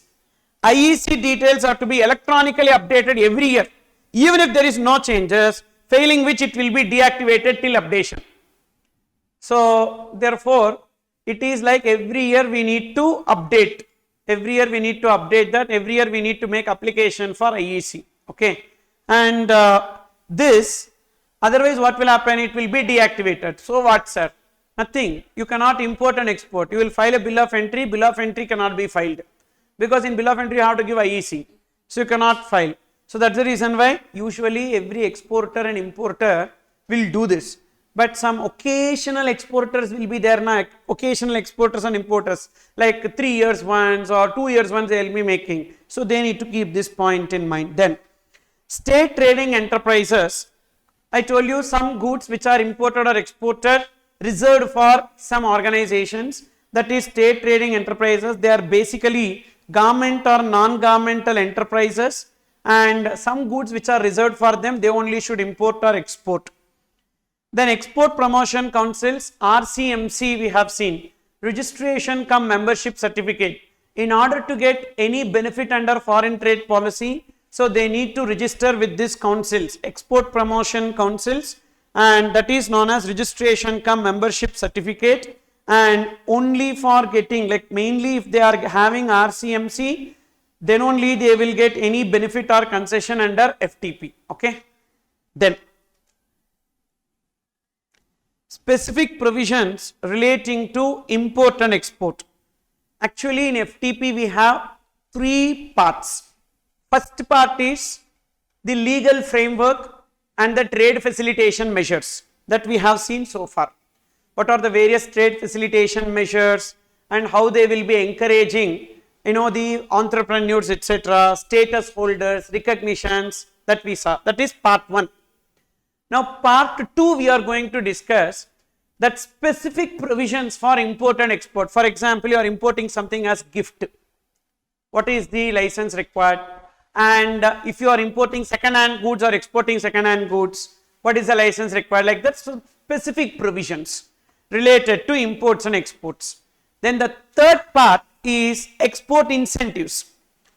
So what are the various export incentives that are available under FTP? This third part is only very important. And so in first part, not much important, maybe some theory questions like what are the benefits available to status holders, what are the benefits available to AU, authorized economic operator, like that kind of questions they will ask. And comment based questions will be on this part 2, specific provisions related to import and export. And in part 3 it will be like export incentives, numerical computation based questions will be asked on that. Now look into this second area, specific provisions relating to import and export, page number 9. First, samples. What is the treatment of samples? That is whether these are restricted or freely importable, etc. Samples, import of samples means trade samples basically. So whenever we wanted to import some goods in large quantities, we ask the exporter to send some sample, the trade samples. Is the trade samples defense or security items, seeds, bees and new drugs? Definitely that requires authorization. So definitely that requires authorization, because so these goods, even though generally may not require authorization, but as samples when you are bringing, that requires authorization, because in the name of samples you should not bring some bees and release it in India, and these bees will destroy the agricultural produce in India. Locust, that is an example. Locust attacks happens in India. So what it will do? It will spoil the entire agricultural produce, paddy and wheat crop and all, it will eat away. Okay, and so nothing but if this happens, then it is poverty only. India will be going towards poverty. And defense or security items. Okay, sir, 100 grams gunpowder I will import. 100 grams itself is sufficient to make a big impact. So therefore, RDX 100 grams, gunpowder 100 grams. No, definitely not. Then seeds, new drugs. Seeds, seeds which are genetically modified. That seeds we bring, we make a plantation. From that plantation we get a fruit. Whomsoever eat that fruit, they will die. Genetically modified. Yes, we can modify the seeds genetically. In biotechnology, they do that. They modify the seeds genetically. For example, tomato.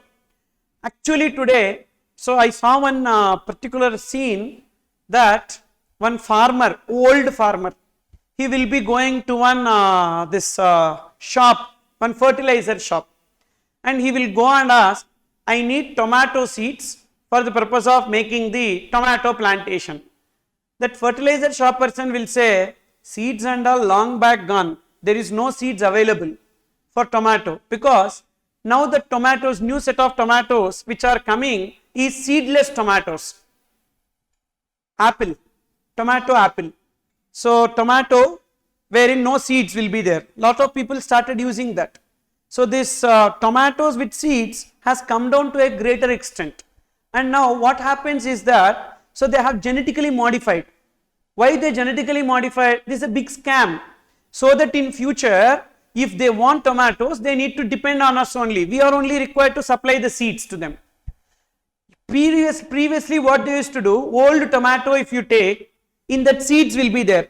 Remove that seeds and do the plantation, you will get the tomato crop. Now you have to go and buy the seeds. You have to go and buy. There is no other go. You have to buy that seeds, genetically modified. Like that, some genetically modified goods if you are bringing, and if people are imported depending on those goods, and if that causes a damage to the agriculture or to the human living, so then it is dangerous. That's why it requires authorization. Then new drugs. So same, drugs, not every drug. If it is already known means okay. So but new drugs, we don't know the potential side effects of this. So there are some drugs which are actually available in the medical shops, which are given for pregnant women, because pregnant women post surgery, for reducing the pain, they will give that medicine. But some so-called people are buying these medicines and injecting in their body in order to get that drugs effect, so that they will get. So alcohol and all beyond a point will not work on them. That much they will consume. Alcohol will not work. So they need something more powerful than that. So that's where they will go for it. So that's why some new drugs, we don't know what is the potential threats that it will have. That's why import of this requires authorization. Tell me, what are the samples that requires authorization? Defense, then seeds, bees, drugs. I gave you these examples and all while telling this, so that you will remember these goods. Okay. In exam, even if you are not able to recollect this, at least through these examples you can make something and write. That's why. Requires authorization. Other goods, freely importable. There is no need of any authorization. Even if it is restricted. Even if in bulk quantity if you import it is restricted, as sample you can import it without any authorization. So this will override the regular provisions. What is that? Import of samples. Specified goods, authorization. Other goods, authorization not required. Export of samples. Export of samples, is that goods generally restricted? Yes. Requires authorization. Is that goods generally freely exportable? Yes. Do not require authorization. Simple. So regular provision itself. What is the regular provision? See, regular provision means in the tariff under FTP, there are some goods for which prohibited, restricted, reserved for ST and freely importable or exportable is there. That is general provisions. Now, general provisions only will be applicable. If not, there is a specific provision. Just like in place of supply we learned, specific provision. If there is no specific provision, general provisions. Like that, for exports, general provisions. What is the general provision? If it is restricted goods, require license. If it is freely exportable goods, do not require license. But for import of samples, specific provision. What is that? For goods, always requires authorization. Other goods do not require authorization, even though it is different from the general provisions. Okay. Next, duty-free import of samples without payment of customs duty up to 3 lakhs for all exporters shall be allowed. I am an exporter.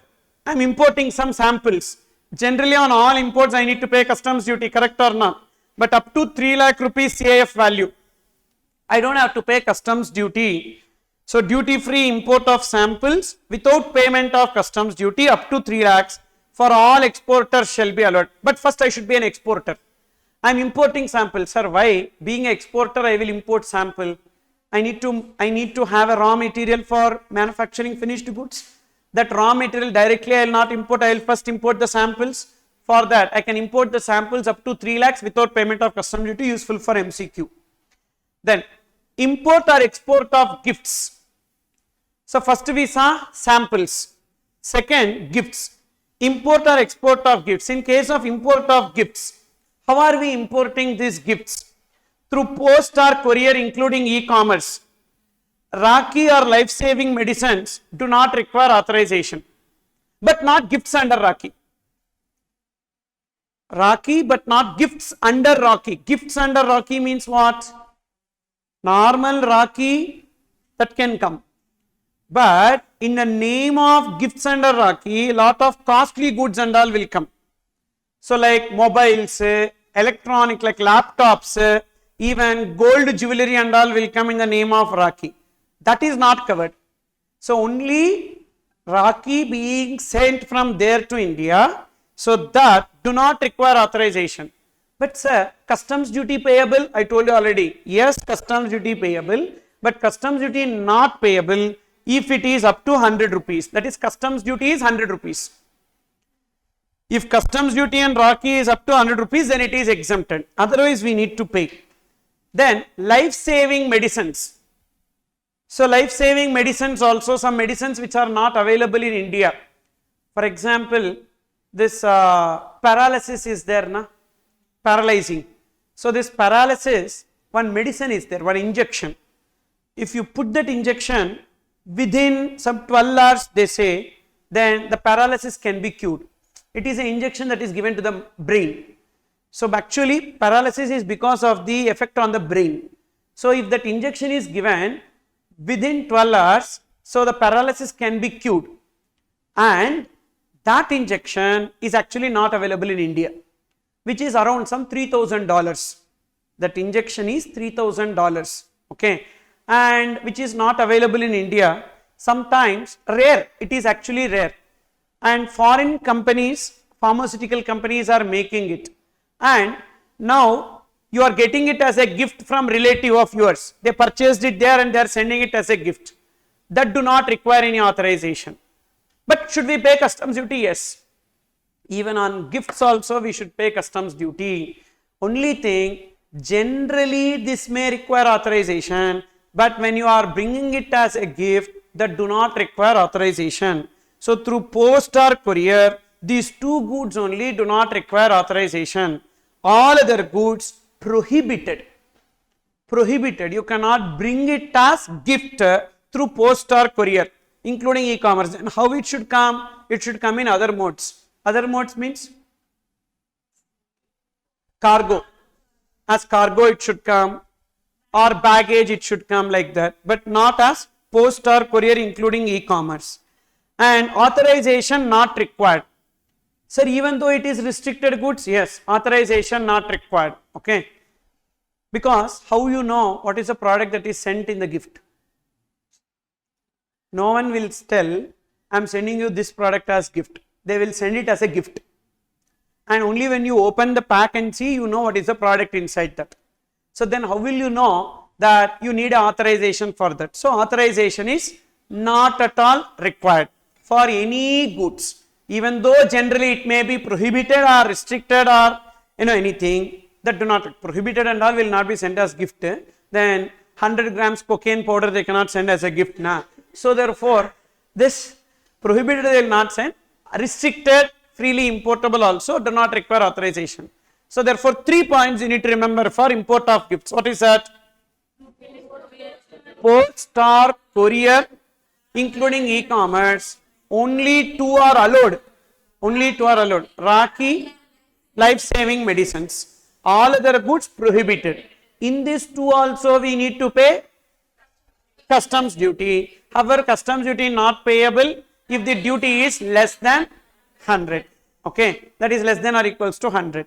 Whereas all other goods through other modes do not require authorization. Then, in case of export of gifts, is it restricted goods or freely exportable goods? Restricted goods requires authorization, general provision. At the time of sending gift, you know now which product you are sending. So therefore, if it is generally restricted, that requires authorization. If it is freely exportable product, means generally that goods do not require authorization, you export it freely without any authorization, but up to 5 lakh rupees only in a year. Why, sir? Government wanted to know who is that playboy who is sending gifts more than 5 lakh rupees in a year. What kind of a person he is? You are sending gift. You are not getting any money in India. Okay. But sending the goods from India to outside India. That too more than 5 lakhs a year. Arey, who the hell you are? So they want to understand. That's why require authorization. Even though it is freely exportable goods. Up to 5 lakhs do not require authorization. Up to 5 lakhs in a year, because anyhow those goods are freely exportable goods now. So general provision only, but one small alteration. What is that?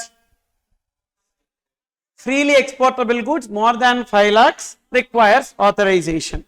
So this is about export of gifts, import and export of gifts. So we have seen two specific situations. One is samples, second is gifts. Now these provisions only will override the general provisions if we have any specific provision, otherwise general provisions will be applicable. So in continuation with our discussion related to specific provisions with respect to imports and exports, look into the third point. We have seen two situations. One is samples, second one is gifts. Now third, passenger baggage. Passenger baggage can be accompanied or unaccompanied baggage, but when is it called as unaccompanied baggage? Here for the purpose of FTP. Generally unaccompanied baggage is within 1 month after arrival and 2 months before arrival. But here unaccompanied baggage within 1 year before or after passenger's departure or arrival, they are calling as baggage for the purpose of FTP. So there is a difference in the meaning of baggage for customs law versus FTP. So but the intention of FTP is to make a product restricted or freely exportable, but the intention of baggage under customs is for the purpose of levy of customs duty on baggage. Now say this, passenger baggage, import of baggage, whether that bag contains goods which are restricted. Yes. So we are importing some goods as baggage. Now that goods are restricted goods generally. Now what are those goods? Household goods and personal effects, drawings and patterns and other notified goods for export in baggage of exporter coming from abroad. That is, there is an exporter who went to abroad, is an exporter who went to abroad to get the drawings and designs, and is bringing those drawings and designs in hard copy form. And household goods, these two goods generally restricted, but if it is brought in baggage, authorization not required. Understood? General provision says these are restricted goods, but specific provision they have given relaxation. Generally import of baggage pa. Whether these are restricted goods or freely importable goods, you should see.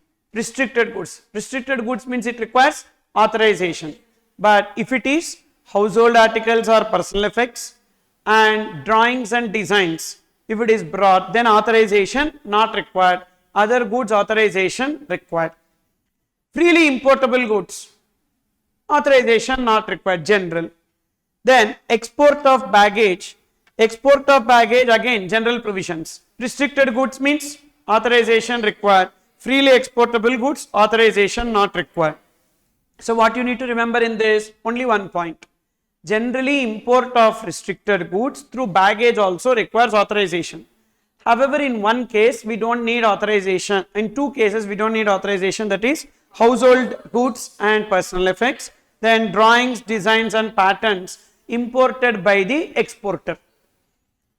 Then next number 4, import of second hand goods. Second hand goods can be capital goods or other than capital goods. What are capital goods means? Machineries, equipments, etc. will come under capital goods. So import of second hand capital goods.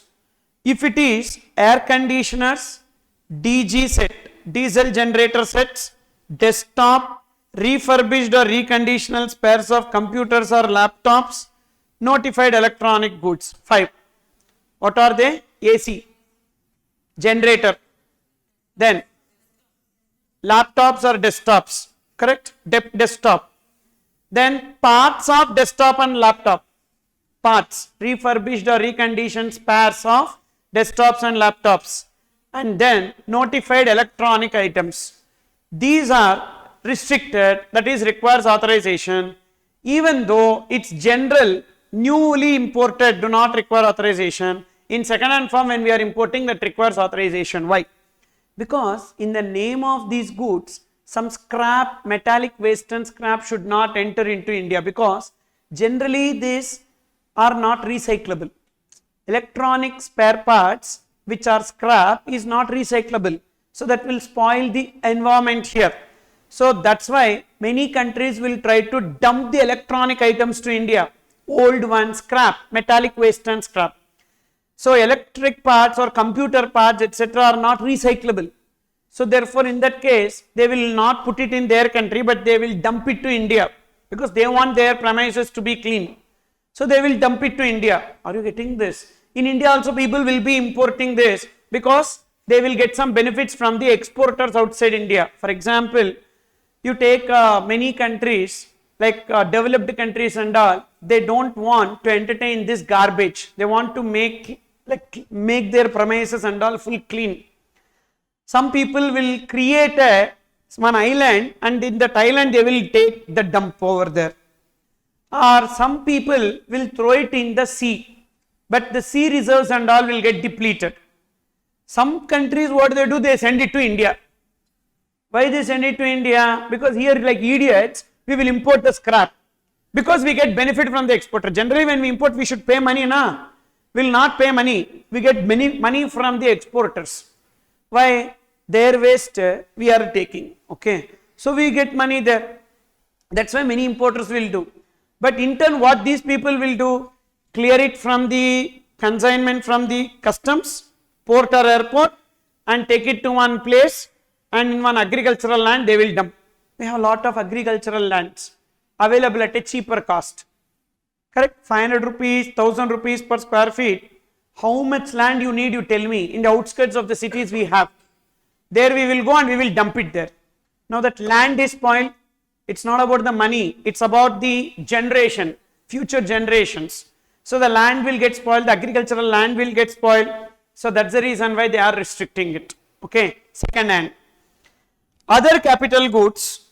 Suppose if it is other capital goods, other than these 5, reconditioned or refurbished spares of such goods, there is no restriction, provided a certification is required from a chartered engineer that these reconditioned spares is having at least 80% of the residual life of original spares. Means if the original spares is 10 years, the second hand spares will have at least a life of 8 years. Then okay, you can bring it. Then remaining second hand capital goods, authorization not required. So for capital goods we have 3 points. Notified capital goods. What are they? AC, generator, desktop, then refurbished spares of laptop and desktop, notified electronic items. Requires authorization. Then refurbished spares of other capital goods. Authorization not required. Generally authorization. For others, authorization not required. Correct? Other than these 5, for other cases, authorization not required. However, for reconditioned or refurbished spares, we need to get one certificate. What is that? From a chartered engineer that at least 80% of the original life is there for the residual life. The residual life of these spares is at least 80% of the original life. Then next, other than capital goods. Other than capital goods means raw materials, consumables. Second hand, dangerous. So that is not allowed. So therefore requires authorization. However, if it is imported for repair or refurbishing, etc., anyhow you are going to export it back, so that do not require authorization. Got it? Import of other than capital goods. Other than capital goods means what? Raw material or consumables or processed goods, etc. Why are you importing it? For doing repairs, reconditioning, etc. Okay. Once that is done, what you will do? You will export it back. So that do not require authorization. But any other goods requires authorization. Then this you mark as very, very important, second hand goods. So first three are not much important, but this is very, very important. Already questions are asked. For example, we have one question. A person wanted to import second hand laptop from abroad. Whether he requires any authorization. What is your answer? Yes. Second hand laptop authorization required. Check. Generator, desktop is there, laptop is not there, but that will come under notified electronic items. So what you should write? If laptop falls under notified electronic items, then import of which in second hand requires authorization, like that. Okay. Then next, see the note below that second hand capital goods. Goods including capital goods used abroad for at least 1 year can be imported without any authorization, even if such goods are otherwise restricted. Generally, capital goods are requiring authorization. These 5, correct? These 5 requires authorization. Yes or no? Second hand, these 5 requires authorization. But these 5 also, if it is used in project abroad, again I am repeating, carefully listen please. Capital goods, 5 capital goods requires authorization. Second hand, 5. First hand we don't know, that we need to refer the tariff and talk about second hand. Second hand, 5 capital goods requires authorization. Other capital goods other than these 5 do not require authorization. These 5 also, if it is used in a project abroad for 1 year, now you are shifting the project itself to India. Under that project import, you can bring without any authorization. Goods including capital goods used abroad for at least 1 year, so can be imported without any authorization, even if such goods are otherwise restricted. Used abroad for at least 1 year means what kind of usage it is? Project. Used in a particular project abroad for 1 year. So just write down there, at least 1 year in a project. In a project. Now what happens? The project will be shifted to India. For example, a software company will be purchasing lot of desktops and laptops. Now that software company incorporated outside India, at least 1 year. So now they are shifting their base to India. Can a software company shift their base to India? Yes. In that case, when they are shifting their base to India, what they will do? All those laptops and computers they will bring to India. Correct? Including the data centers, etc. When they are bringing it to India, it will come under a project. As a whole it is coming, that do not require any authorization. Then number 5, prototypes. Prototypes means samples, but capital goods samples. Samples generally is trade samples, but the capital goods related samples we call as prototypes. New or second hand prototypes or second hand samples may be imported without an authorization on the following conditions. So authorization not required, without an authorization. What is authorization? License. The importer is an actual user. Actual user means the one who is importing only will be using it. So they are not importing on behalf of others. That is the meaning of actual user. He is engaged in production of or having industrial license or letter of intent for research in an item for which prototype is sought for product development or research as the case may be. Means what? He is having a license for carrying out any manufacture or research. And he files a self-declaration that effect to the satisfaction of the customs authorities. So in one line we can remember, prototypes can be imported without any authorization, even though its main version requires authorization, but it is just imported as a prototype. So usually prototype will be like a miniature version of the regular product or a sample of the regular product. Okay. So these prototypes, when it is being imported, for what purpose it is imported? It is imported by a person who is a manufacturer. They have a specific license to manufacture some goods, and they are giving a declaration that they are only going to use it for testing purposes. Then they can import the prototype without any authorization. Okay. Then next, metallic waste and scrap. Metallic waste and scrap, I told you already, generally India follows restricted policy with respect to metallic waste and scrap. Why restricted policy? Because in the name of metallic waste and scrap, so some non-recyclable products also may be imported, that's why.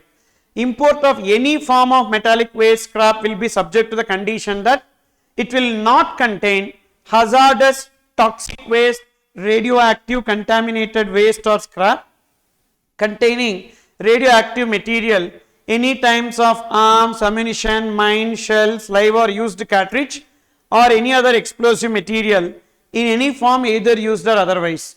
For example, say Ukraine war has happened. So in Ukraine war, lot of explosives are used. Now in guns, once you shoot, the bullet will go and the shell will be fallen. Have you seen? Many movies you will see that when they shoot, so the shells will come and fall on the ground, but the bullet only will travel because the bullet is inside that shell. And there will be a gunpowder and there will be a friction. So in the gun, when it hits that particular point, it will have a friction of fire. That's where it will explode and it will travel. Okay, that's how the gun bullet is made. But the shell will fall. So therefore, these shells also will contain an element of gunpowder. Now we will import these shells. So shells, bullet shells. That is, on the top of the bullet, one metal will be there. Now that is called as a shell, bullet shells. In that, some gunpowder will be there. So that gunpowder you can collect and you can create one weapon in India. Like how in your childhood, all bursted crackers you used to collect and you used to take that powder, put in one paper and put a fire to it. You did not? Yeah, it is there in our blood itself to make weapons. Okay. So due to that reason, now what we are doing, Diwali time, that crackers, I used to do this small red color bijli crackers will be there. These crackers and all will be falling. Lot of people will be doing it.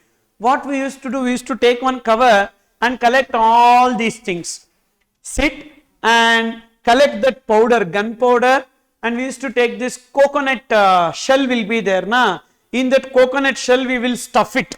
We will put this stones and all, small pebbles and all we will put, and we will take one paper and we will turn that paper and we will put fire to that paper.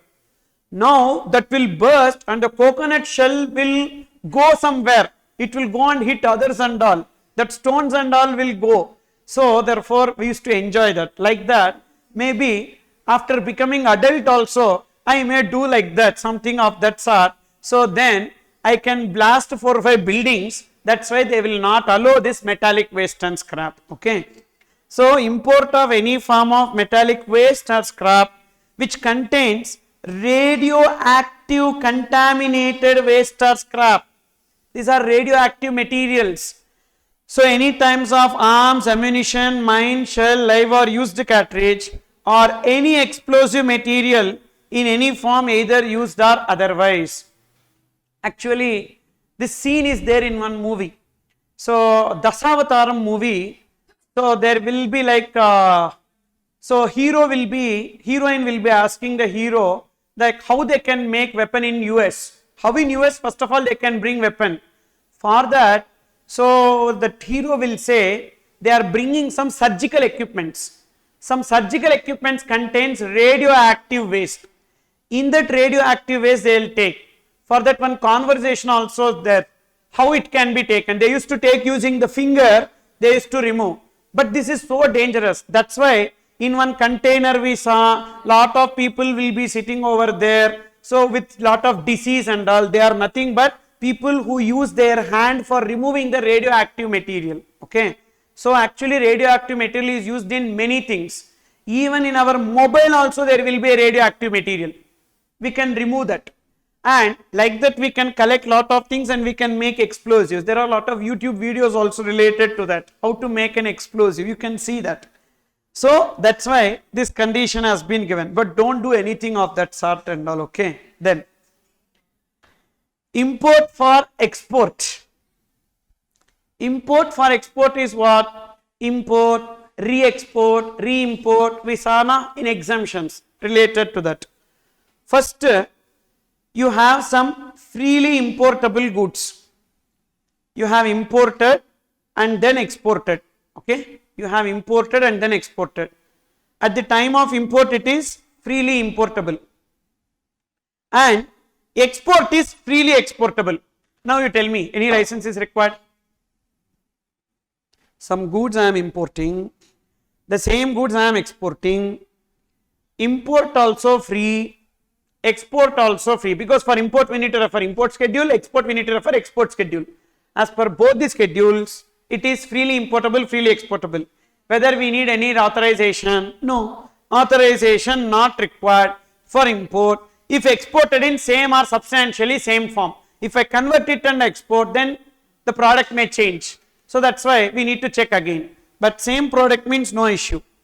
Whether any customs duty payable? No. Imported goods exported. Whether any customs duty payable? No. So just a LUT or bond to be executed with customs. Then second, freely importable. But at the time of export it became restricted. Means the product is free for import in import schedule but restricted for export schedule. Whether authorization required for import? No. But authorization is required for export? No. Authorization not required for import if exported in same or substantially same form. Goods kept in bonded warehouse and exported without payment of customs duty. So therefore, what is this? Whenever we are importing some goods which are freely importable goods, at the time of export, it may be freely exportable or restricted for export.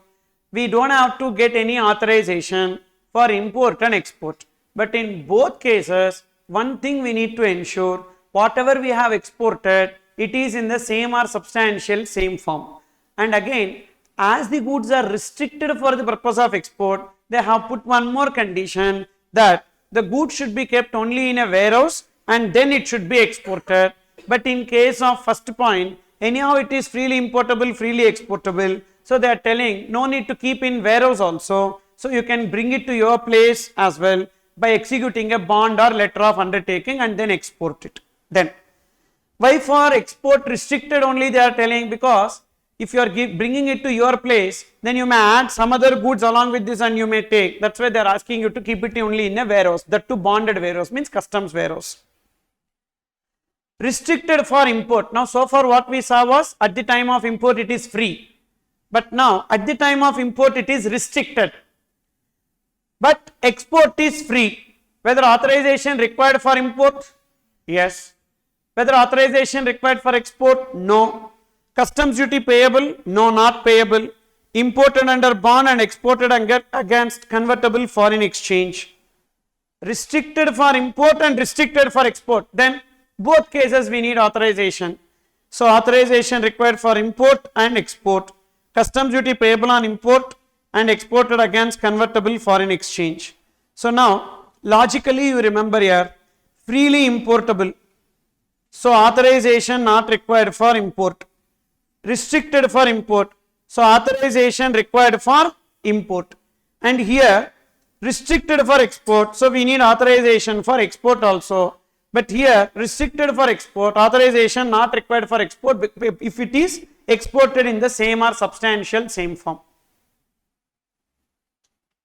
Then 8th point, imported goods or indigenous goods you have exported for repairs or quality testing or improvement or upgradation, you can re-import.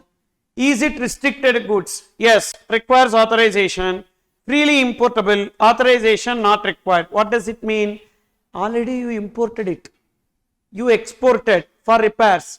At the time of re-import, whether authorization required or not, already original import we gave authorization.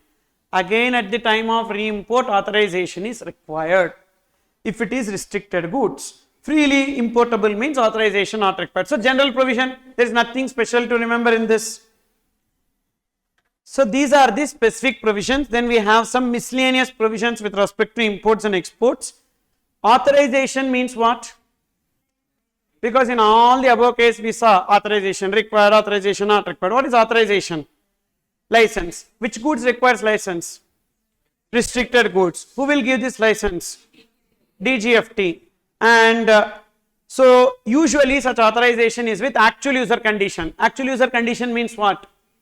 The one who is importing only will be using it, and I cannot import on behalf of others if it is authorization subject to actual user condition. I import means I should only use, I cannot give it to any other person. But can this actual user condition be relaxed? Yes, unless it is specifically dispensed with. Not that always authorization will be with actual user condition. Sometimes it may be relaxed also, okay, but usually it is with actual user condition. Actual user condition. I am the importer, I should be the actual user. There is a meaning of actual user condition. I am importing, but someone else is using, not allowed. Suppose if the authorization has got a relaxation that no need to do actual user condition, no need to have actual user condition, which means I am importing, I may not use it, I may give it to sell it to any other person, that person can use. That is the meaning of that. Then 10th point, what are the mandatory documents to be filed at the time of import and export? You tell me, import what documents we file? Bill of entry, enough. What is the proof that this is the value? Invoice. Then next, what is the proof that you are the owner of the goods? Document of title, bill of lading, airway bill, etc. Correct? See there. Bill of entry, document of title, bill of lading, airway bill, lorry receipt or railway receipt or postal receipt. Then commercial invoice, come packing list. Suppose if invoice and packing list is separate, okay, separate. Single invoice packed in multiple packings, so then packing list. In case of export, second and third same. First alone will change, shipping bill or bill of export. Even there also document of title you should submit. Commercial invoice come packing list. Import of capital goods under lease financing does not require any specific permission from DGFT. What is this? I am importing capital goods, not under purchase model but under lease model. Means I will not pay the money immediately, I will pay it in lease rentals. Can we import the goods on rental basis also? Yes. So then should we take any permission from DGFT? No. Does not require any specific permission from DGFT. Directly it can be imported. But sir, how to determine the value at the time of import? First of all, why is it import of goods? It is import of service. Why? Leasing, transfer of right to use. Transfer of right to use is supply of service. Then merchanting trade. What is this merchanting trade? There is a seller outside India and a buyer also outside India. You are an intermediary in India connecting them. Already we discussed that in place of supply. You are intermediary connecting a seller outside India and buyer outside India. Now shipment do not touch Indian port. This is allowed subject to RBI guidelines. All goods are allowed other than SCOMET, specimens of SCOMET, that is already we discussed, special chemicals, organisms, materials, equipment and technologies, even some specimens of wild animals and plants covered under CITES, that is Convention on International Trade in Endangered Species. So there are certain endangered species. That endangered species you should not do merchanting trade. Merchanting trade means in your name you are buying and selling to some other country. You should not be doing this. This is known as international smuggling. International smuggling. What we do, we will not bring it to India. We are not bringing it to India and we are not taking it from India. We are starting outside India to outside India. Shipment goes from outside India to outside India only. But actually this is happening in your name. So this is disallowed under foreign trade policy. With respect to which goods? SCOMET, because simple here, weapons you are purchasing from somewhere in South Africa, you are purchasing weapons and you are supplying those weapons to China, okay. So then in this case what happens, you are a international weapons dealer. You are located in India, you understood, but you are doing this international weapon trade, so which is not allowed. So there, as per FTP, means it is an offence as per foreign trade policy. Same way, so this animal trafficking, animals, endangered animals trafficking also if you are doing, that is also an offence here. Then other than that any other goods, yes, you are free to do. In case of import of goods without payment of customs duty or at concessional rate, bank guarantee or bond or LUT is to be executed with customs because it is import. Whereas in case of domestic procurement, you need to execute it with whom? GST authorities? No, with the regional authorities. With the regional authorities. Simple logic you understand. See, if you think it is difficult, everything is difficult only. The moment you open your brain and try to understand, you will be getting it. Imported without payment of duty or at concessional rate. We need to generally execute bond. Who is the concerned authority for import?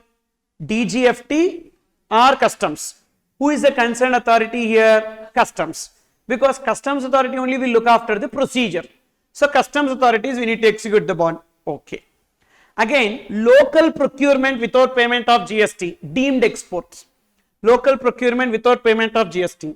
Here, we need to execute bond with whom? GST authorities or DGFT regional authorities? Regional authorities. So not with the GST authorities. So there is a difference. In case of import, we have to execute the bond with customs authorities. In case of local procurement, we need to execute with regional authority.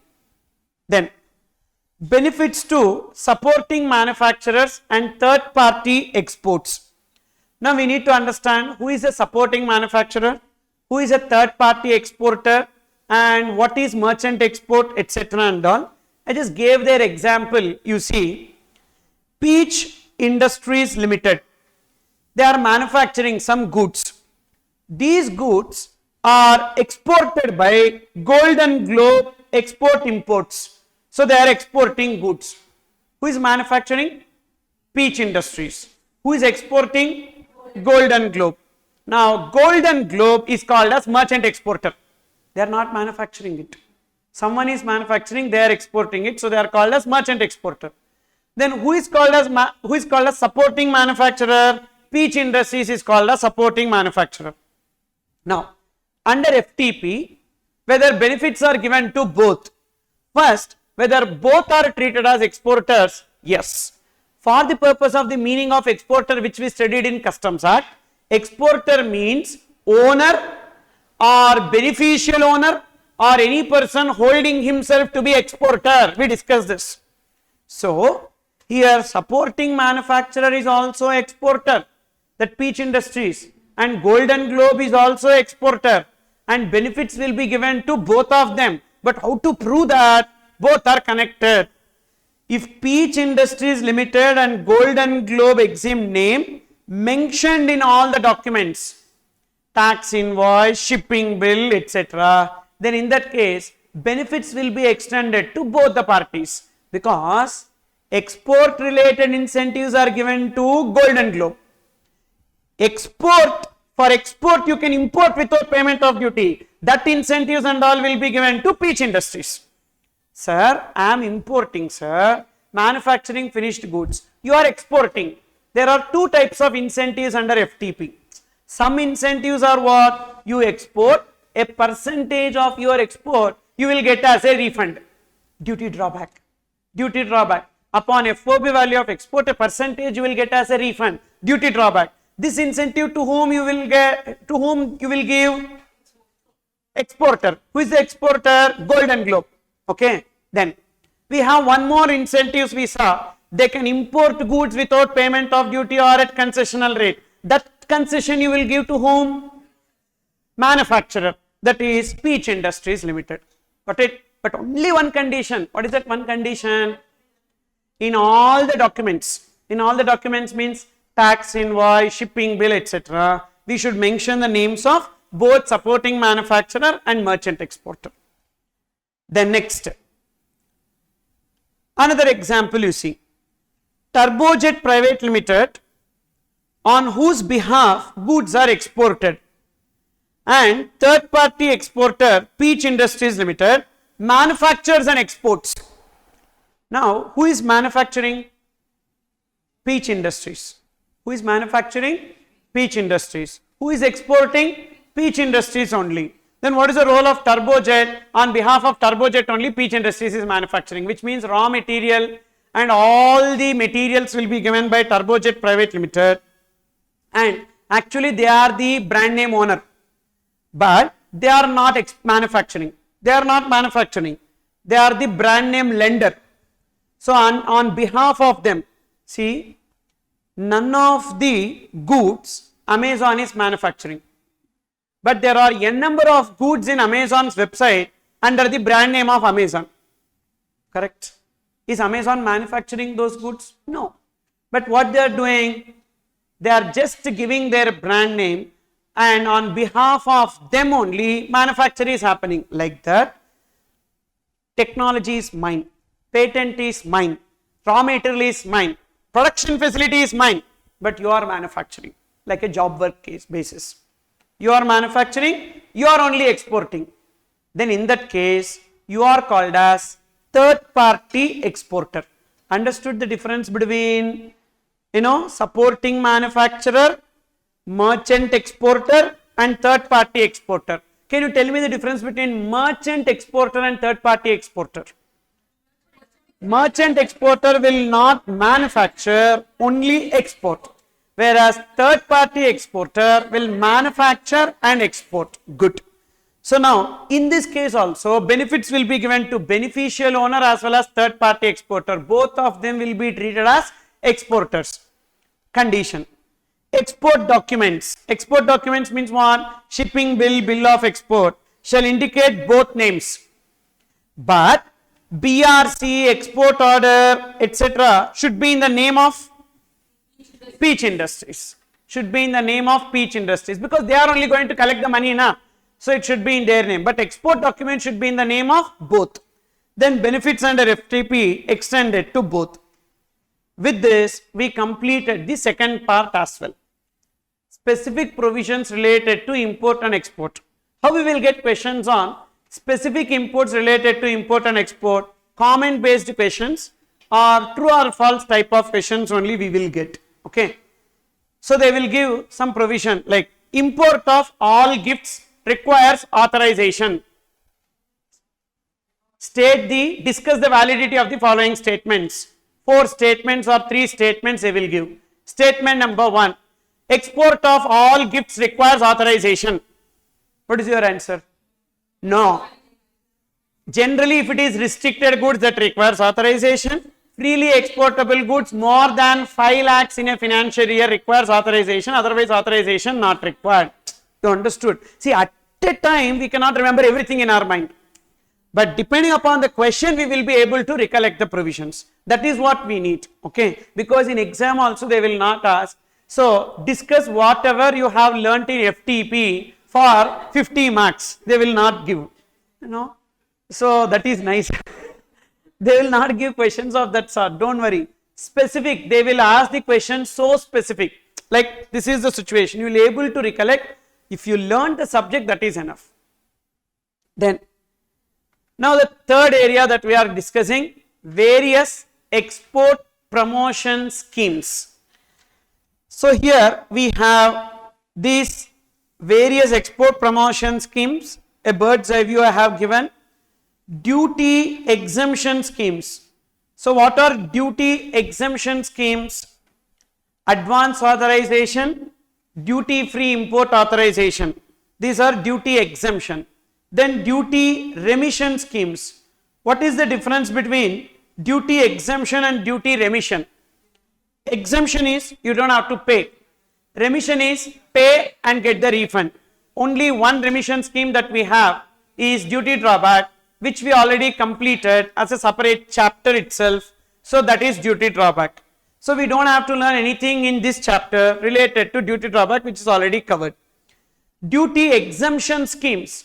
Duty exemption scheme is you don't have to pay duty at all. That is advance authorization, duty free import authorization, like the two schemes are there under that.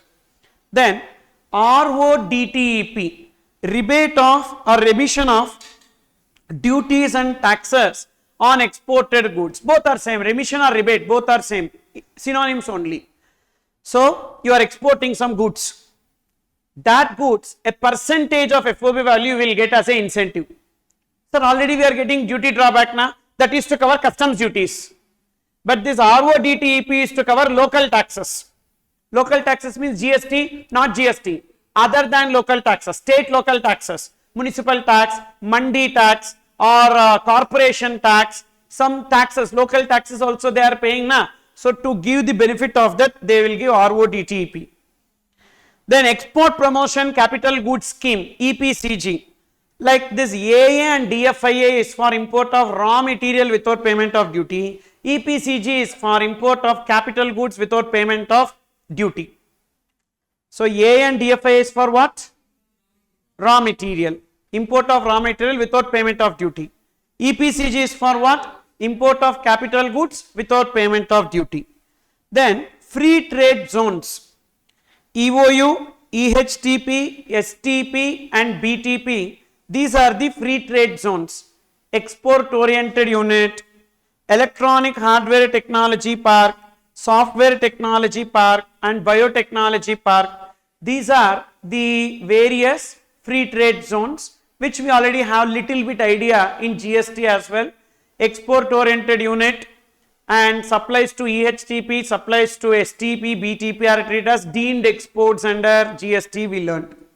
Then deemed exports. These deemed exports are different from what we have as deemed exports under GST. So some deemed exports under GST are covered under FTP also. Apart from that, some more deemed exports that we have under FTP.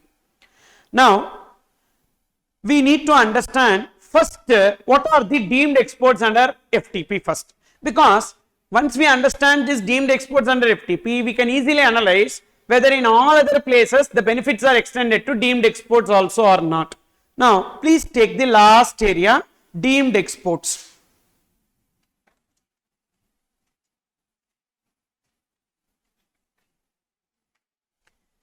Page number 25 you see. Page 25, deemed exports. So what is the objective behind deemed exports? Simple. Rather than importing goods, you make procurement locally itself, so that foreign exchange saved is foreign exchange earned. You are importing. When you import, of course you are exporter. You are an exporter. You are importing goods. When you are importing goods, they are giving some concessions. Now, when you import, you have to make payment in foreign exchange. Rather, the same goods you locally procure. Whatever concessions you are getting on import, we will give you the same concessions on local procurement as well. But the benefit here is that there is no foreign exchange outflow. So, foreign exchange saved is foreign exchange earned. So, Indian manufacturers treated on par with foreign suppliers. Indian manufacturers treated on par with foreign suppliers to promote Make in India initiative. That is, rather than purchasing from foreign supplier, purchase can be made from Indian manufacturers. So how the consideration will be paid? Either in Indian rupees or in free foreign exchange. There is no restriction that the consideration has to be paid in foreign exchange. It can be in Indian rupees as well. Because you are in India and the supplier is also in India. You can make the payment in Indian rupees only.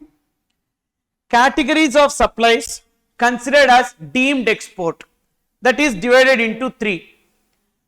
So some supplies to entities which are engaged in export. This is deemed export even under GST as well. What are they?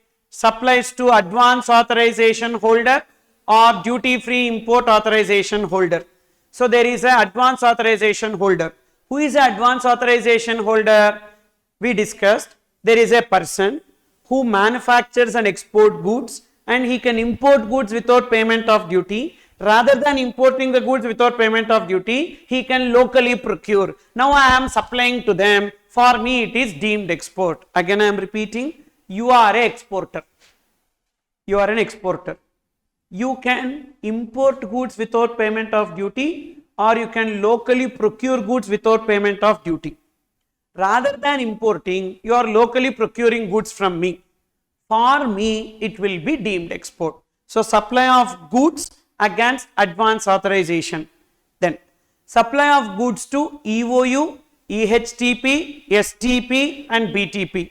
That is also deemed export. Supply of capital goods against EPCG authorization. Again, you are an exporter.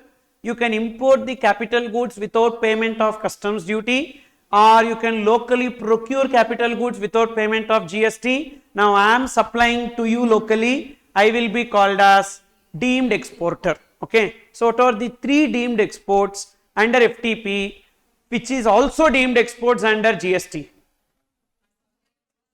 Supply of goods to advance authorization holder, supply of goods to EOU, EHTP, STP and BTP. Number 3, supply of goods to EPCG holder.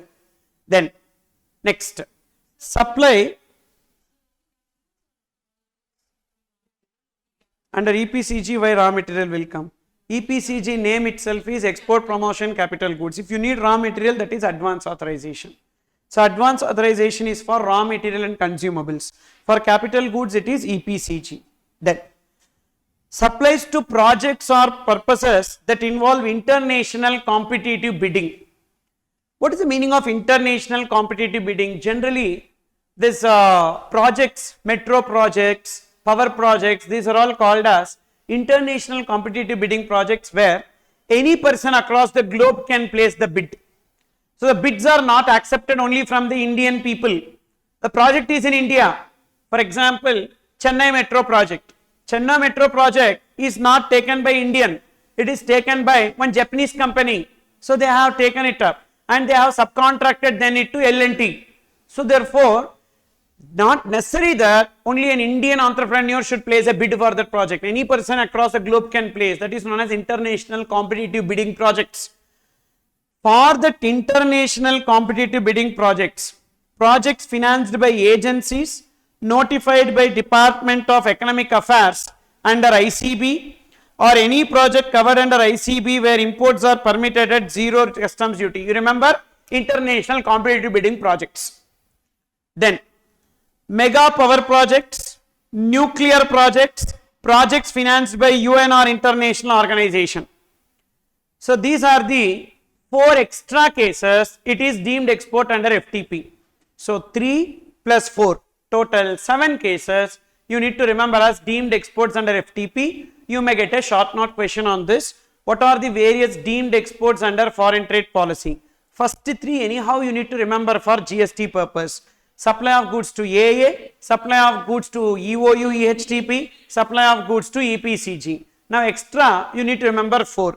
Supply of goods to projects under international competitive bidding, supply of goods to mega power projects, supply of goods to nuclear projects, then supply of goods to projects financed by UN or international organizations. So this is deemed exports. Now, what are the benefits that you will get in case of deemed exports? 3 benefits, any of these 3 benefits. or all these three also you may get. Number 1, AA, advance authorization, means concentrate. You are an exporter. Where are you located? India. I am a manufacturer. Where am I located? In India. I can import raw material without payment of customs duty if I am making sale to you. So, supplier of deemed exports is also eligible for advance authorization. Got it? You are an exporter. Again, I am repeating, carefully listen. You are an exporter. Where are you located? India. I am a manufacturer. Where am I located? In India. Now, I am making sale to you. To make sale to you, I should manufacture. To manufacture, I need raw material. That raw material I can import under advance authorization without payment of any customs duty. Sir, you are also advance authorization holder. You are also advance authorization holder. But rather than you directly importing, so I can import it as raw material, make it into finished goods, and I can supply it to you. I will also import without payment of customs duty. You procure from me, that is also without GST. What are the benefits in case of deemed export under GST? Supplier will not recover any GST from the recipient, pay GST to government and get refund. Correct? Second option, supplier will recover the GST from the recipient and the recipient will claim the refund. But in whatever the case may be, the GST will become 0. So therefore, the person who is making deemed exports is also eligible for advance authorization, means they can import the raw material for their business without payment of any customs duty. Then,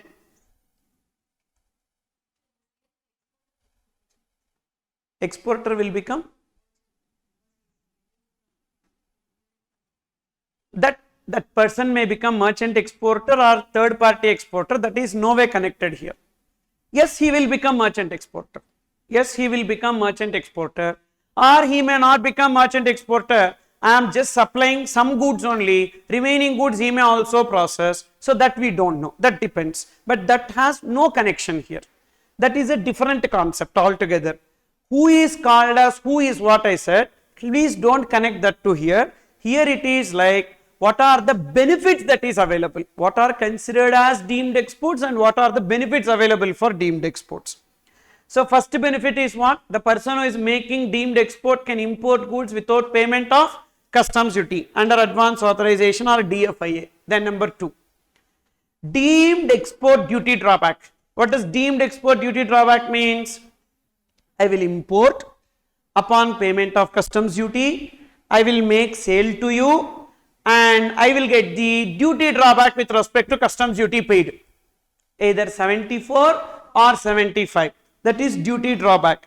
Deemed export duty drawback, refund of customs duty paid on import. Then C, refund of terminal excise duty for specified excisable goods. What is that? I am importing fuel for payment of, on payment of CVD. I am importing fuel on payment of CVD, countervailing duty. That fuel I am selling to you. Now for me it is deemed export. Now on that fuel how much CVD I paid, that also I will get as a refund. So 3 or 1 or all 3, any of these 3 they may get. What are the 3 benefits for deemed exporters?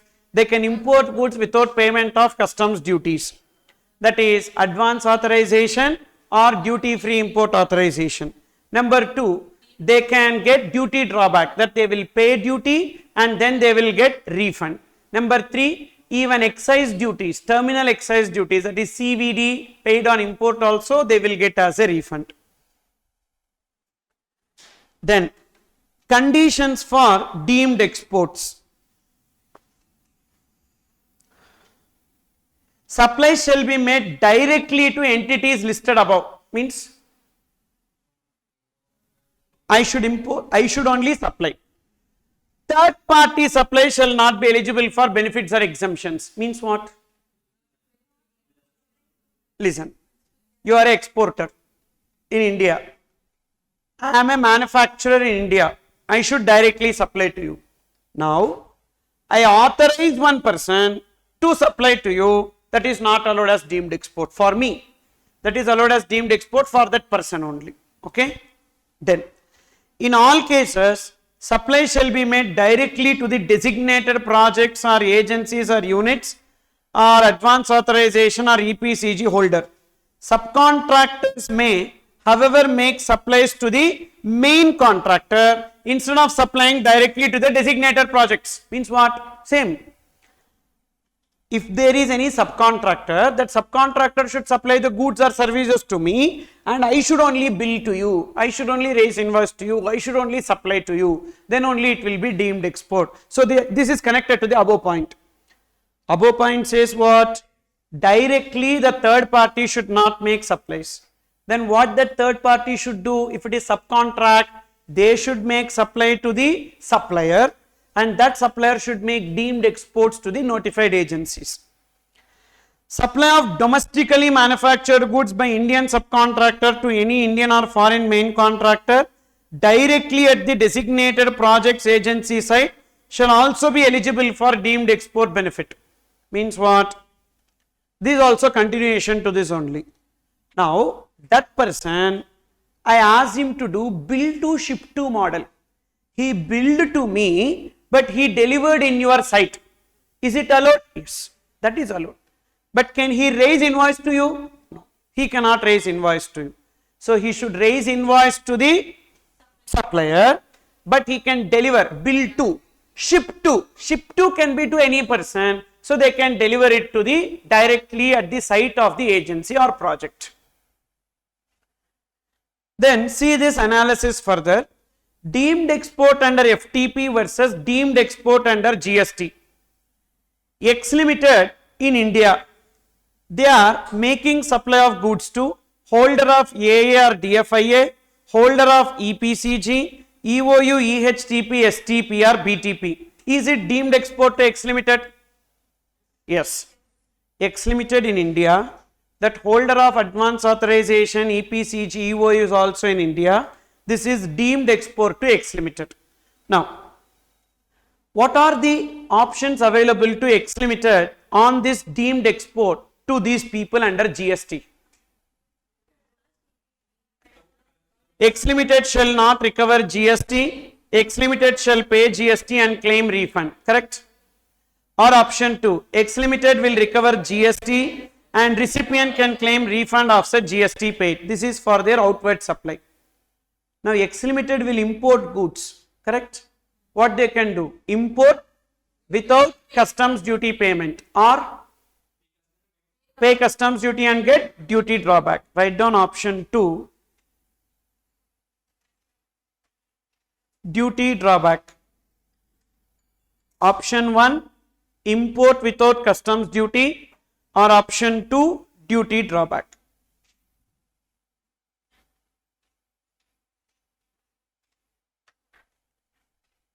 Hope you understood the connection or fusion between GST and FTP. Again I am repeating, for outward supply we should refer GST provisions. For the procurements of that person we should refer FTP provisions.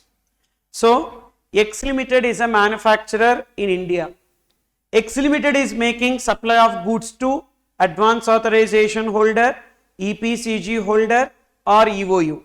This will be treated as deemed exports under GST. This will be treated as deemed export under GST. Even this will be treated as deemed export under FTP. So, what are the benefits they get? First, under GST, whenever they are making supply to them, either they can not collect GST, pay GST to government and get refund, or they will collect GST from the recipient and pay it to government and recipient will get the refund. So, this is the benefits under GST. What are the two benefits under FTP? Under FTP, the supplier only will get the benefit, not the recipient. What is the benefit that supplier will get? Supplier can import goods without payment of customs duty, or they can pay customs duty and get duty drawback. Okay. Then you can see in the next page little bigger chart the same thing in little bigger version I have given with numbers.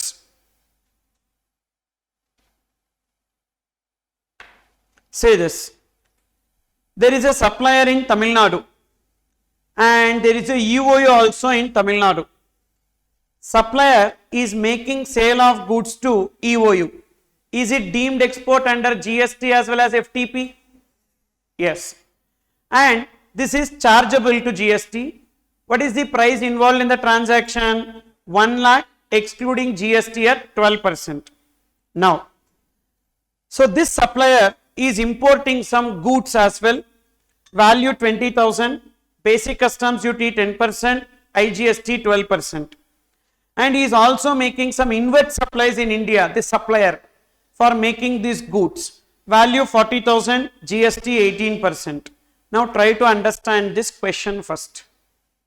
What is the question here? There is a supplier in Tamil Nadu who is making sale of goods to export oriented unit in Tamil Nadu. This is deemed export under GST, deemed export under FTP. Now, to make these goods, this supplier is partly importing goods and partly making domestic procurement. Importing goods of value 20,000 and partly procuring goods of value locally 40,000. Using these two goods, import goods as well as local procured goods, he is making sale of goods to EOU.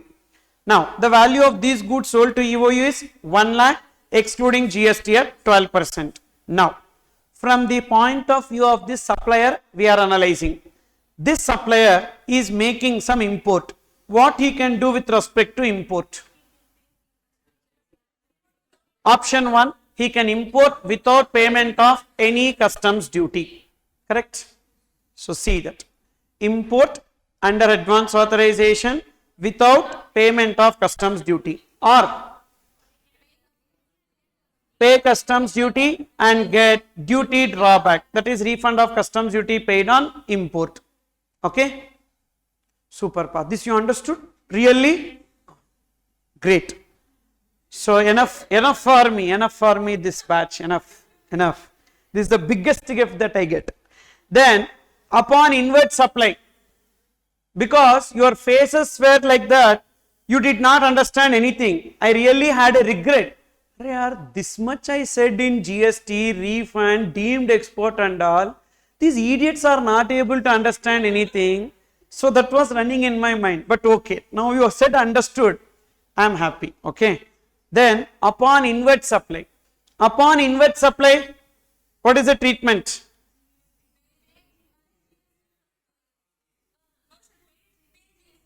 Pay GST and avail it as ITC. Yes, for him it is not deemed export. Nah.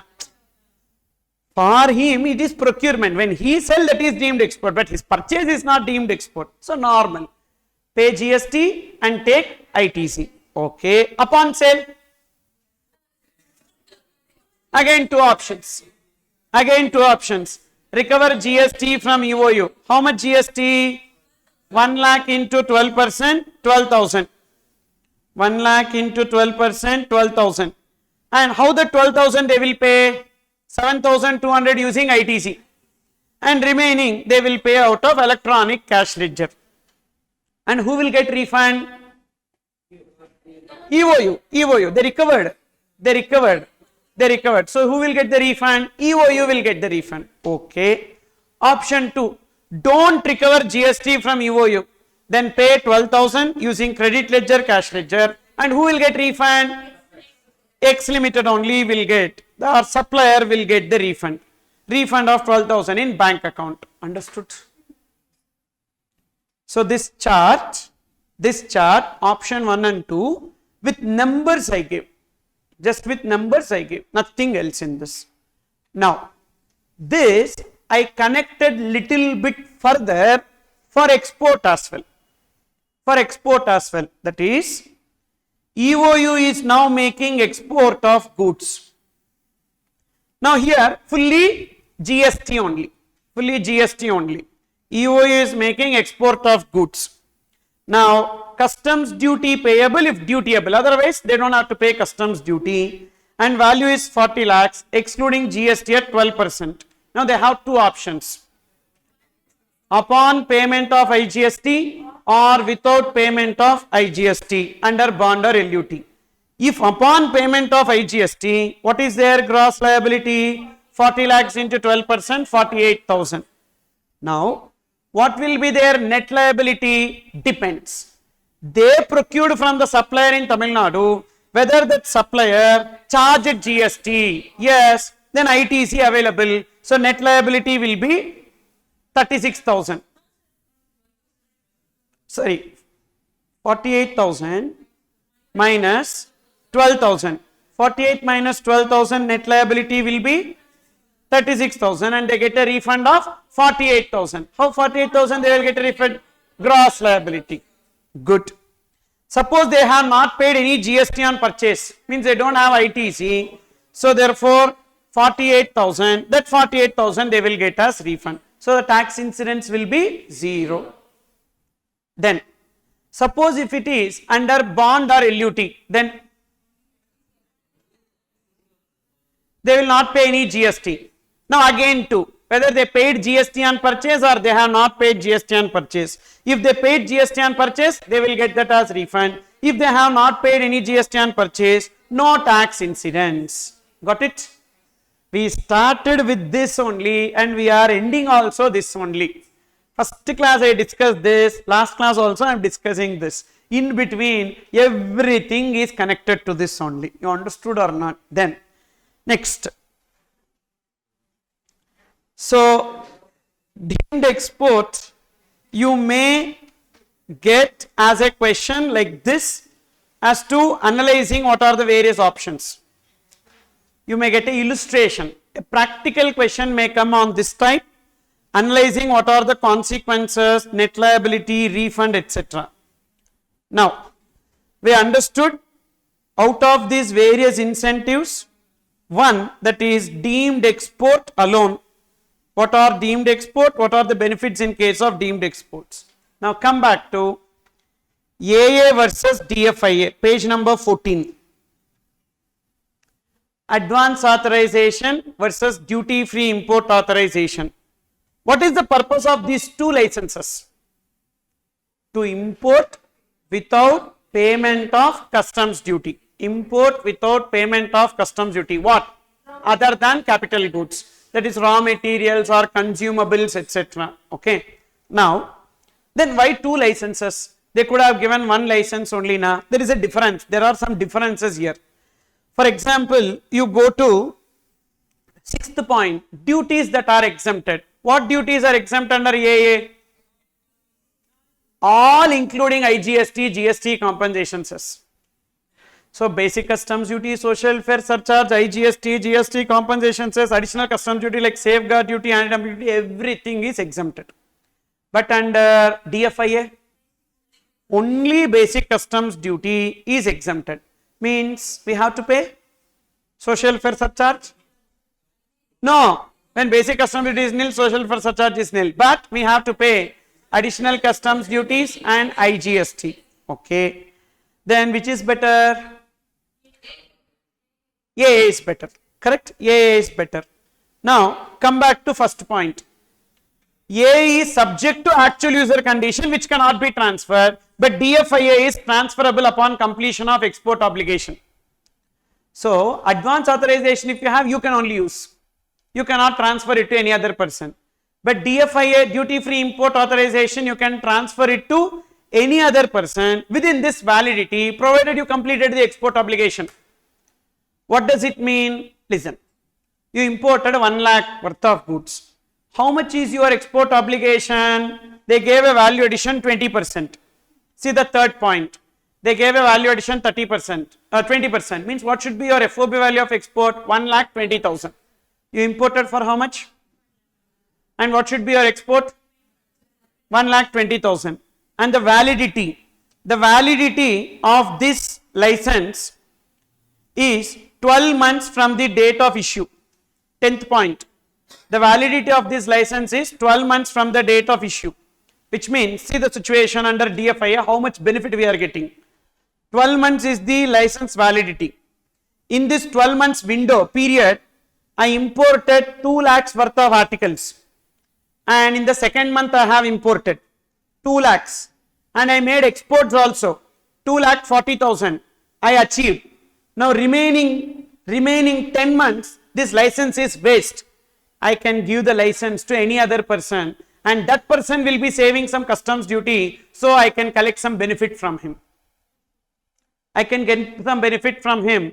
So in this 12 months I can import 1 crore times also.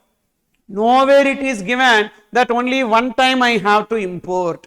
In this 12 months, so every day also I can import. But every time I import, I have a export obligation. What is that export obligation? I need to make export which is 20% more than the import. Now I don't need the 12 months also. Just 2 months is enough for me. Now remaining 10 months, I can give it to another person. For example, you are also an exporter, but you could not get the DFIA. You could not get DFIA. I got the DFIA. You can use my DFIA. But I have one risk. What is that risk? You have to achieve export obligation. If you are not achieving export obligation, they will come and catch you. It is like my vehicle you are driving and hitting a person. You understood? So therefore, you are not achieving export obligation, then the effect will be on me. So I have to make a contract clearly that you should achieve the export obligation. Then I am giving you benefit. What benefit I am giving you? Saving in basic customs duty. Okay, 10% you are saving, na? 2% you give me. The 2% is also income for me, na? The 2% is also income. That too without any cost. Profit actually it is. What cost I have? Nothing. Just like that I am getting 2%. That is nothing but a profit for me. So therefore, that is the advantage we have in DFIA. But under AA, we don't have that advantage. Even though AA is also for 12 months. Advance authorization is also for 12 months. But we will not get the benefit under AA. AA, it is subject to actual user condition which cannot be transferred. Then next. So two differences you understood. What is the first difference? Duties that are exempted. AA, all. DFIA, only basic customs duty. Transferability of license. AA cannot be transferred. DFIA can be transferred after completion of export obligation. Then outward supply. Second point you see. Under AA, what are the supplies you should make? Export obligation need not be through export. It can be deemed export or it can be supply of stores to foreign going vessel or aircraft. So, you don't have to export really. You can sell it to another exporter also. You can sell it to another exporter, means who is a AA holder. That's what we learnt in deemed export. Or you can supply it as stores to a foreign going vessel or aircraft. But under DFIA, only you should make physical exports. Then minimum value addition. How much you need to achieve in AA minimum value addition? 15%. But in case of DFIA, it is 20%. And 15% in case of specified goods, it can be less than 15% also. What is the meaning of value addition? The FOB value of exports should be at least this percentage of CIF value of import. Okay, not more than. Not more than. That more than is only in duty drawback chapter. In duty drawback chapter only we learn if notified value addition is given and the export value should be more than that notified value addition. That is in duty drawback chapter. That is over. This is FTP. In FTP, you have to achieve that value addition. Not you need to exceed the value addition. Then eligibility. An exporter, manufacturer or merchant exporter who holds AEO certificate. We discussed now authorized economic operator certificate. They will get status holder with 2-star and above. So those who can establish that warehouses we have seen, they are eligible for AA. So only 2 people are eligible for AA. Who is that? A manufacturer, exporter or a merchant who holds authorized economic operator certificate or a status holder with 2-star and above. Now I am not both. Go for DFIA. Go for DFIA, make very good exports and become authorized exporter, authorized economic operator or 2-star and come into AA. That is the objective. See, there should be some targets not to achieve like that. So any exporter will go for DFIA, merchant exporter or manufacturer exporter.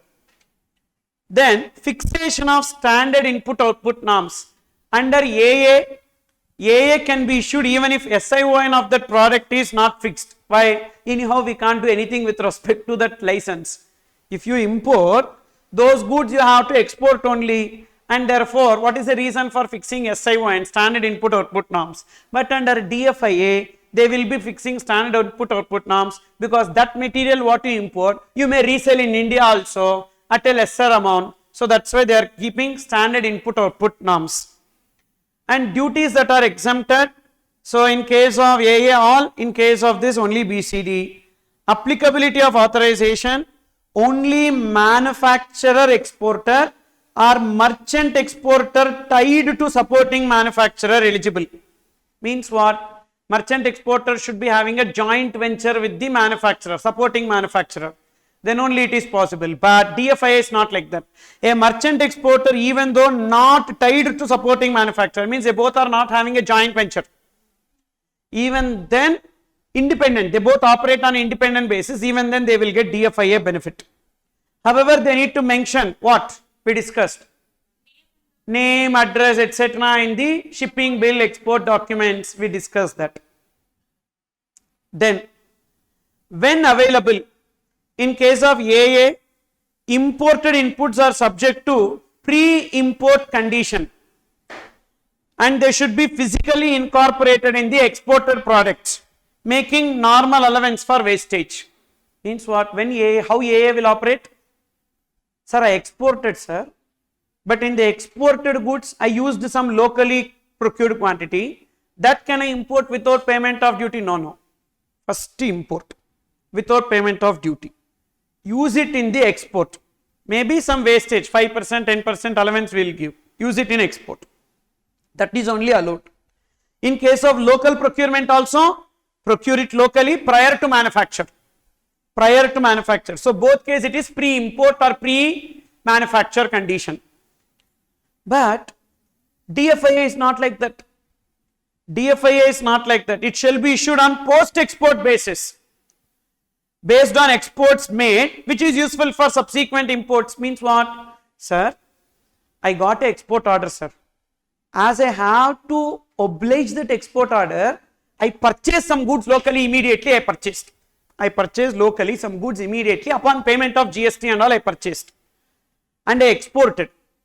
Now, in that exports, they have used some material that I wanted to import. Can I import under DFIA? Yes. Yes. But under AA, we don't have that facility. Under AA, first import, first get license, then import, and then use it in manufacture of finished goods, then export. But everything can be reversed also. Where? DFIA. First you can export, procure locally, and then get the license. Thereafter, what quantity you have used in that, you can import without basic customs duty. Then that import is useful for what? Subsequently, next time when you are making export, that will be useful. When it is not available, this scheme is not available for specified export products as well as specified inputs. So they have given some negative list for that. But what is that negative list? We don't have to remember. No DFIA shall be issued for an input for which SION is not fixed. Because I told you, in case of DFIA, standard input output norm should be fixed. If it is not fixed, you will not get. And one more is import of tire. For tires also they are not giving DFIA. Validity, if you see DFIA, the validity is simple, 12 months from the date of issue. But no further revalidation. No further revalidation means no extension. Once the license is given, 12 months only. But AA is not like that. See. Deemed exports co-terminus with the contracted duration of the project or 12 months, whichever is later. Suppose if the project is for 18 months, 18 months. Other cases 12 months from the date of issue and revalidation for further 12 months only once. Means 12 plus it can be extended for a further period of 12 months. Because anyhow you cannot transfer that license now. Then export obligation period. What is the time limit within which I have to complete exports? 90 days from the date of import. 90 days from the date of import. I imported something, from there within 90 days I should export. But in case of DFIA, 12 months from the date of online filing of DFIA application and generation of file number. So whenever I get the license, from there 12 months time limit I have to make the exports. So this is about AA and DFIA. Already they have tested this because this was there in FTP 2015 also, but it is completely revamped now. Previous FTP it was not like that. Lot of simple points only. Now they have revamped it, and this distinguish between AA and DFIA was one question already asked for 5 marks. Distinguish between advance authorization and duty free import authorization. November 22 exam, last question number 6C, for 5 marks they have asked this question. So, but you don't have to write this many points. Any 5 points if you write, that is sufficient. Distinguish between advance authorization, duty free import authorization. We have completed the common, like the differentiating points between advance authorization and duty free import authorization. Now we are going to see some common provisions between these two. First, accounting of input. Accounting of input means, so whatever goods that they have imported, so basically advance authorization, duty free import authorization, you need to make an application as to which product you wanted to manufacture, how much quantity is required to manufacture that product. Upon verification of that, they will be giving. So you need to account that particular imports, where SION permits use of either a generic input or an alternative input. The name and description of that input must match exactly with the name and description endorsed in the shipping bill. At the time of discharge of export obligation, that is once they complete exports, they will get a EODC, Export Obligation Discharge Certificate, that they achieved value addition 20% or 15% as the case may be. And the above provisions will also be applicable for supplies to SCZ and supplies made under deemed exports. So SCZ supplies also they can make. That will also be counted on par with export supplies, even deemed export supplies as well. Deemed exports already you know, but extra point that we understood here is that supplies to SCZ is also eligible for advance authorization and DFIA. Importability or exportability of items that are prohibited or restricted. Prohibited items, anyhow not allowed. Restricted items, so allowed unless specifically disallowed. So export of restricted or SCOMET items, however, shall be subject to all conditions and requirements of export authorization. Goods which are reserved for STE, import not allowed without advance release order or invalidation letter. Because these goods are not to be imported by every person, so they need to get a permission, no objection certificate from concerned STE.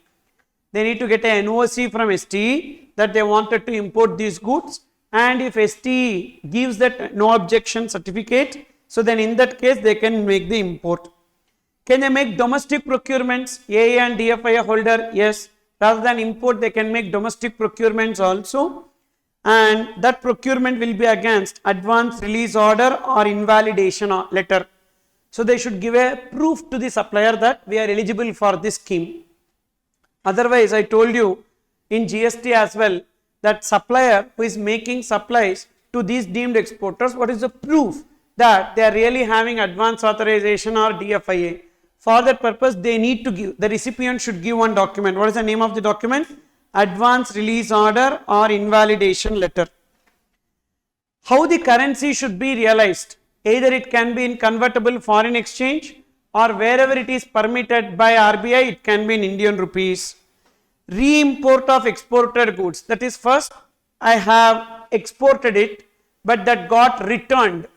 I imported and exported, I achieved export obligation, but that got returned. Now it should be in the same or substantial form, and again we can make re-export.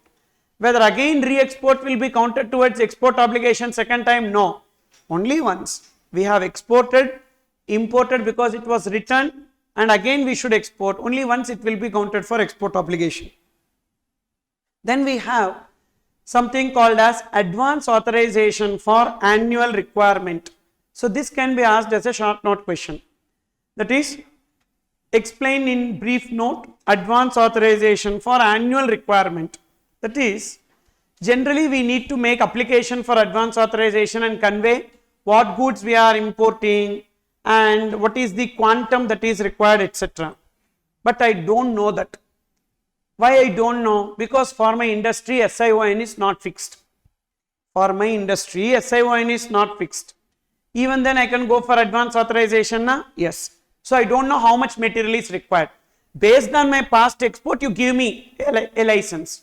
I will import to that extent.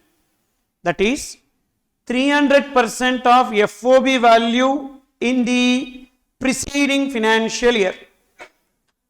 Previous year, FOB value of exports is 50 lakhs.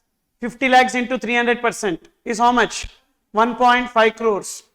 Or 1 crore, whichever is higher. Which is higher? 1.5 crores. So 1.5 crores value of goods I can import under this advance authorization for annual requirement. Not that I have to every time go and tell you. I don't know. If I know, I will tell how much quantity I need. I don't know. Then in that case, I can go for advance authorization for annual requirement. So how much quantity or how much value of goods I can import? Last year exports FOB into 300% or 1 crore, whichever is higher, that much of CIF value of imports I can make. Okay. Then next, fulfillment of export obligation. So how to calculate the value addition? CIF value minus FOB value of export or FOB value of export minus CIF value of import, which should be taken. FOB should be greater than CIF value of import. So, FOB value of export minus CIF value of import divided by CIF value of import. Because on the basis of CIF value of import only you count the value addition. Na? So, A minus B by B, that is FOB value of export minus CIF value of import divided by CIF value of import into 100. That's how we calculate the value addition. In case of deemed export, we don't have FOB value. Take FOR value, free on road value. Free on board value is free on road value. That is at the time of delivering the goods to that person, whatever is the value that will be taken. Now, we imported some goods under a duty drawback. Should that also be counted for achieving value addition? Unfortunately, yes. So, even imports covered under duty drawback also, we need to achieve value addition once it is notified. Okay. So, therefore, wherever we are covered under advance authorization, duty free import authorization, what is the value addition? 15%, 20%. Now, not only those goods imported under AA, DFIA, we should achieve this, but also goods imported under the claim of duty drawback, we have to get this. So, look into illustration 1. CIF value of input is 2,50,000. FOB value of export is 3,25,000. Whether value addition is delivered under advance authorization. What is your answer? What is the advance authorization value addition? 15%. How much value addition we made here? 3,25,000 minus 2,50,000 divided by 2,50,000 into 100, 30%.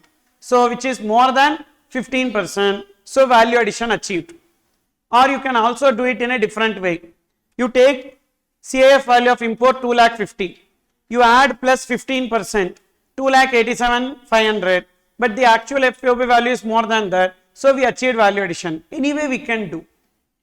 Then second, if FOB value of export is 4,80,000, what should be the CIF value of import so that value addition is achieved under DFIA? Under DFIA, what should be the value addition? 20%.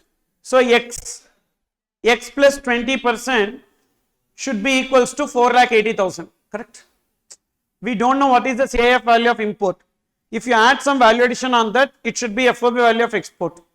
So, 1.2x is 4,80,000, then x equals to 4,80,000 divided by 1.2, that is 4 lakhs. How much should be my CIF value of import so that If I make 4 lakh 80, I am achieving 20%, 4 lakhs. I can import goods value, CIF value 4 lakhs, so that I will be achieving value addition. If I import more than 4 lakhs, I will not be able to achieve the value addition because my exports is fixed at 4 lakh 80,000. This way also question can be asked. First question, to check whether value addition achieved. Second question, to achieve the value addition, how much should be the import? Okay. Even one simple question also they can ask. They will give import value, value addition, and they will ask how much is the FOB value of export. That also they can ask.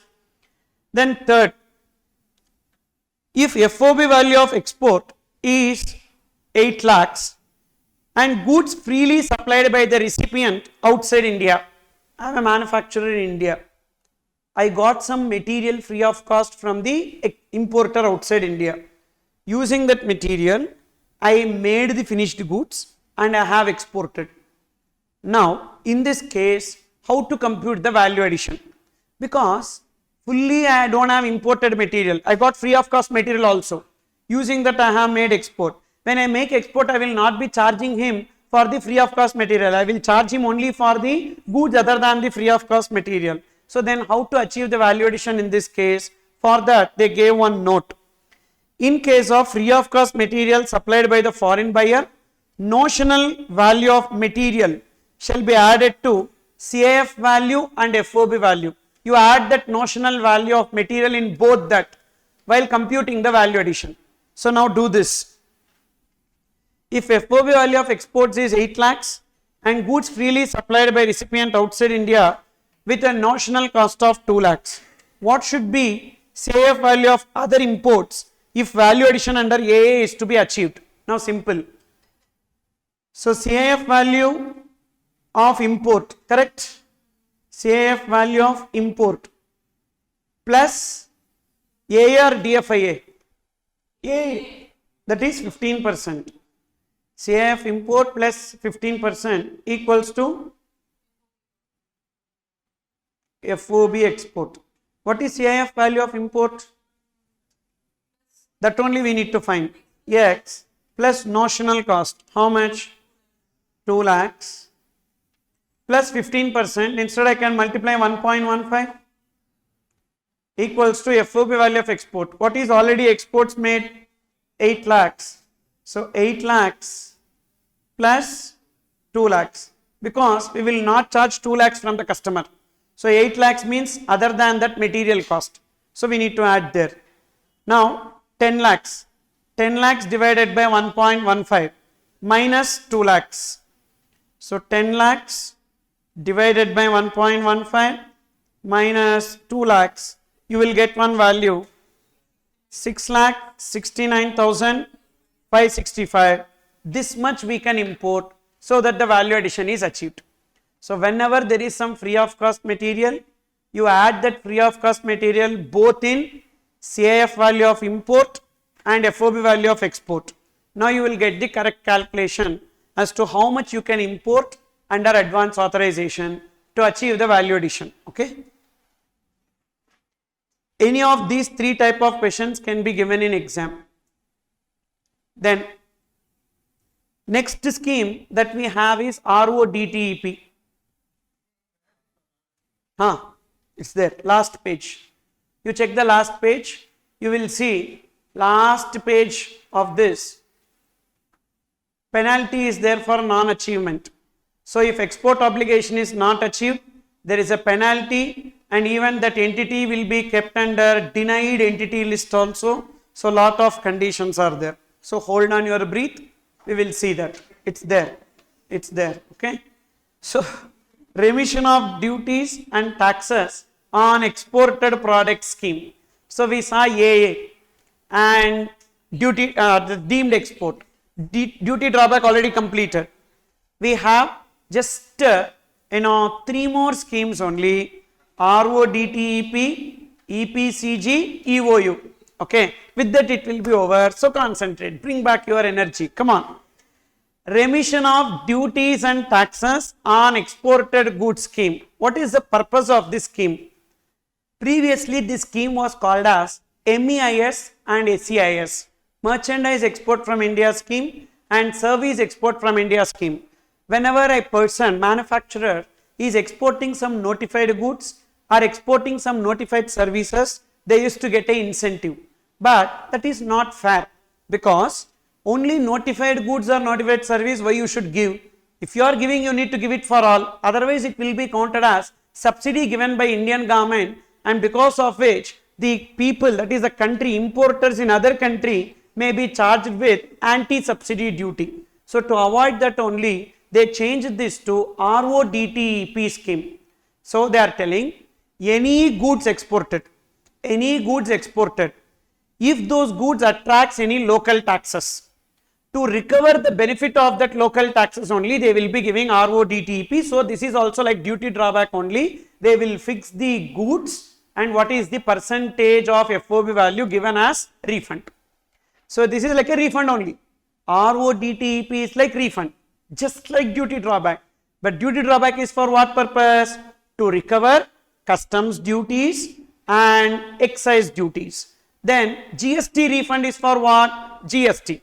Then this refund is for what? Local taxes like corporation tax, municipal tax, mandi tax, then local body tax, garbage tax, even professional tax. A number of taxes are there which are being levied. On recovery of all those taxes, yes pa, because a manufacturer located in a state will have some employees. As they have employees, they need to pay professional tax and they need to pay corporation and municipality tax. So these and all, which law will give refund? They will not. So that's the reason why. So under RODTEP, they are giving the relaxation. Refund to exporters, central, state and local taxes that were so far, please highlight, that were so far not being rebated or refunded. So whether RODTEP covers GST, customs, no, only the taxes which are not already covered under refund. Now how this refund will be given? Which ledger? Electronic duty credit ledger maintained under section 51A, and the balance in that duty credit ledger can be used only for payment of basic customs duty, or if you want, transfer to others.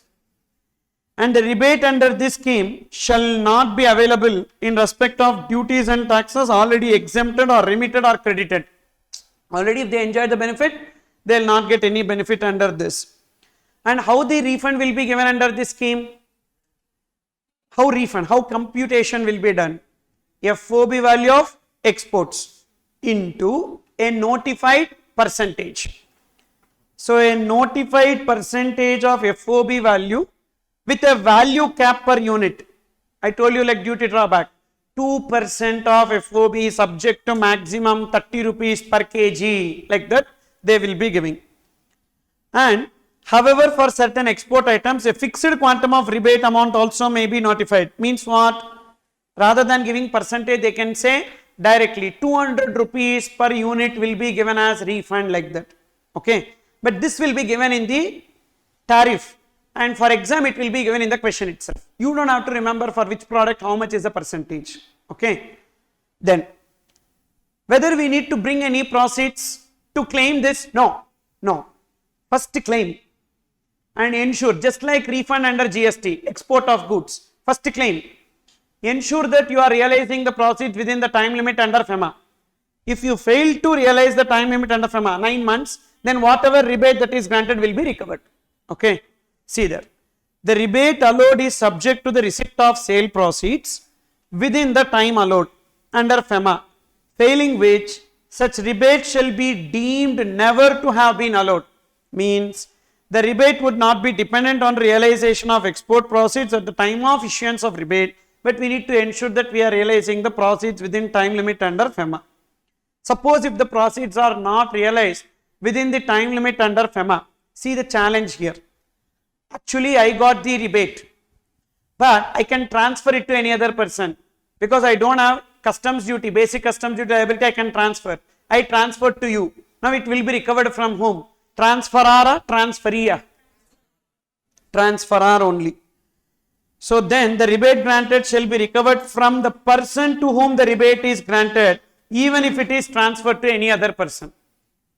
So previously it was transferor, transferee, jointly, severally, like that it was there, but they have removed it and they said in this FTP that no, it is only from the transferor. So that interest rate is not dependent upon customs. This is different. This is as per FTP. So they can fix any other interest rate also. Okay. So not necessary 15% or 18% like GST. That is only as per law. But this is FTP separate. Ineligible supplies. This is important here. So far what is there, easily you can write. Easily you can. There is nothing in that. General knowledge only that you can write. But what you need to really remember is this. What are the eligible categories for RODTEP benefit? Even though you are eligible for RODTEP, but if you make these exports, you will not get RODTEP benefit. Means they will give in question some 8 items. In that few will be this. Remaining will not be in this. Now you need to eliminate this, and on the remaining you need to multiply the percentage given in the question. That's how usually question will be. Okay. So you need to remember this list. With logic we will try to remember to some extent. Export of imported goods. Why no RODTEP? RODTEP is for refund of local taxes. When you import, where is local taxes on that? There is no local taxes on that. So imported goods which are exported, you will not get RODTEP. Understood the logic? Because there is no local taxes on that. Second, exports through transshipment, same. Imported from one country, exported to another country through transshipment. Again, there is no local taxes on that. So, 2 cases. Export of, what is the difference between second and first? In the first, we are clearing it for home consumption and then exported. But in the second, imported, transported from one ship to another ship. Export goods, see, again I am repeating, don't get deviated from this discussion, simple only, there are exports. On that exports you will get a percentage as RODTEP benefit.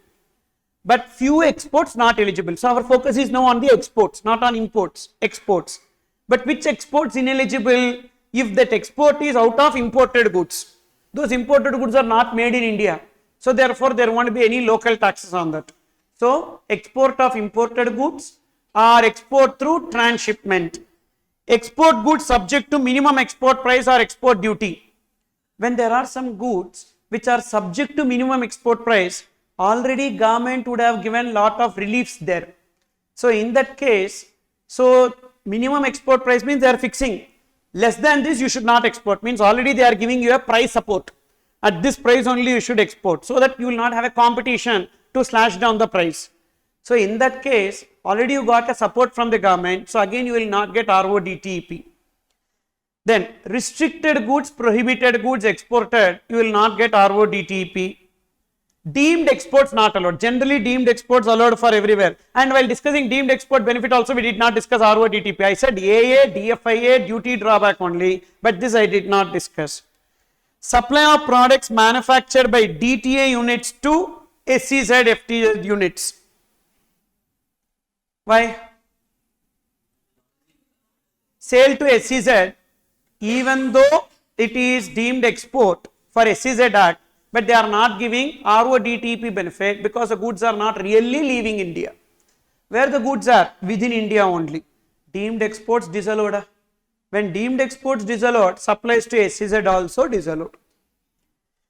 Products manufactured by 100% EOU, SEZ, etc. Why? What is the difference between above point and this point? See, above point, I am selling to SEZ, not export. It's only deemed export.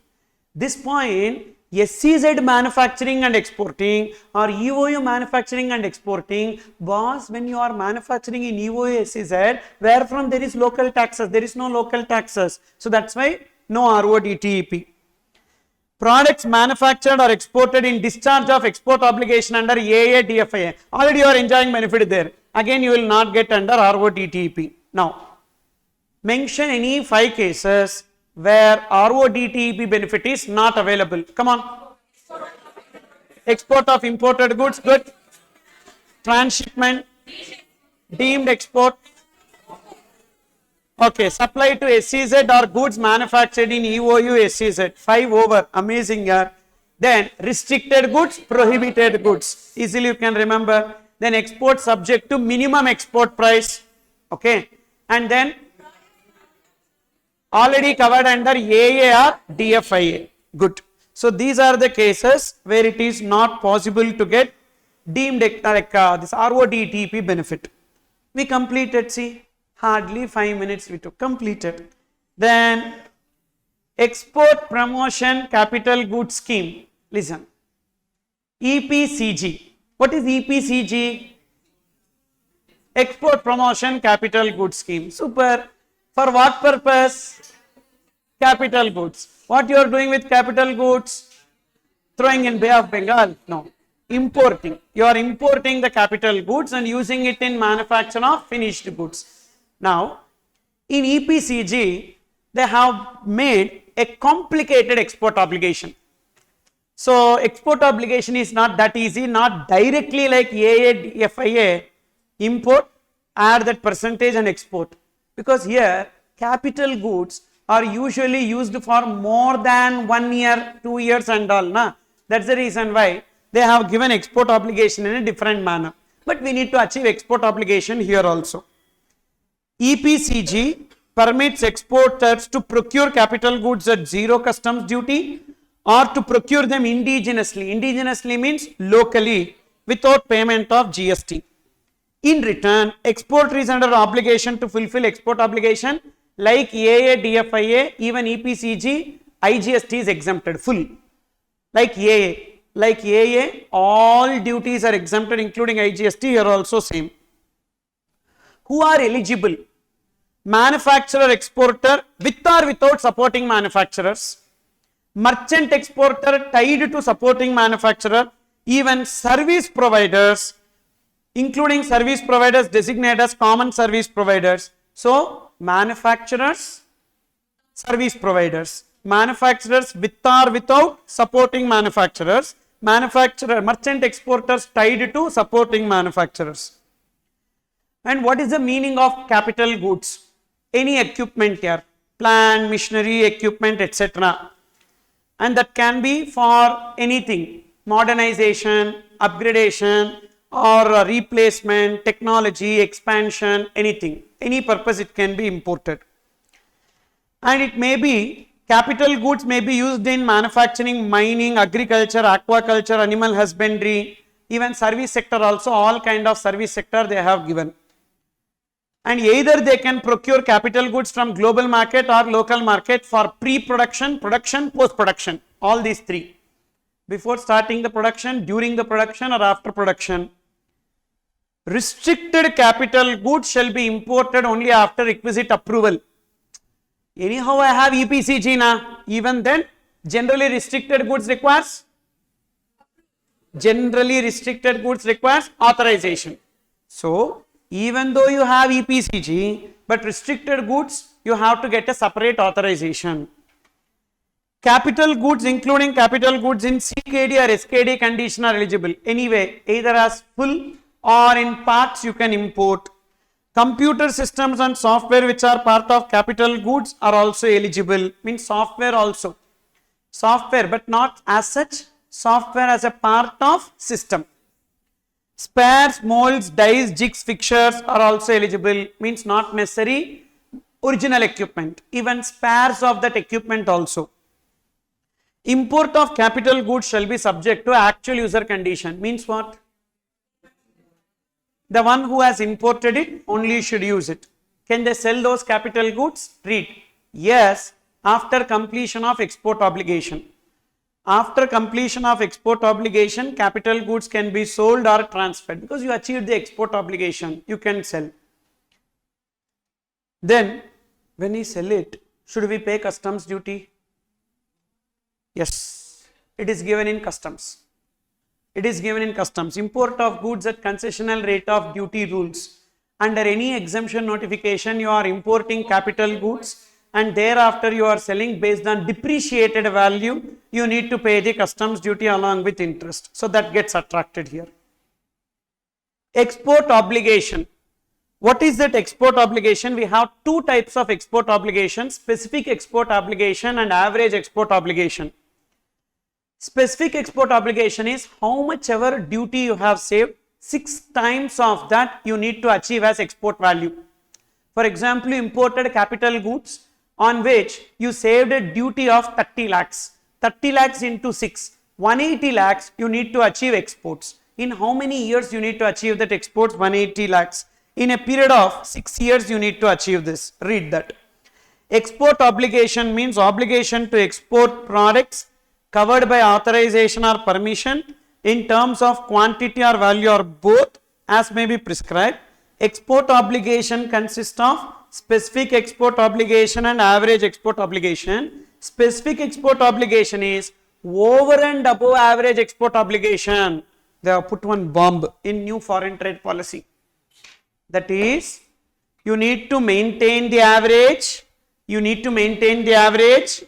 And on the top of that you will have something now that will only be counted for specific export obligation. For example, I gave illustration. Through illustration I will explain. See that illustration below. Duty saved on import of capital goods is 20 lakhs. Specific export obligation. So, 1 second.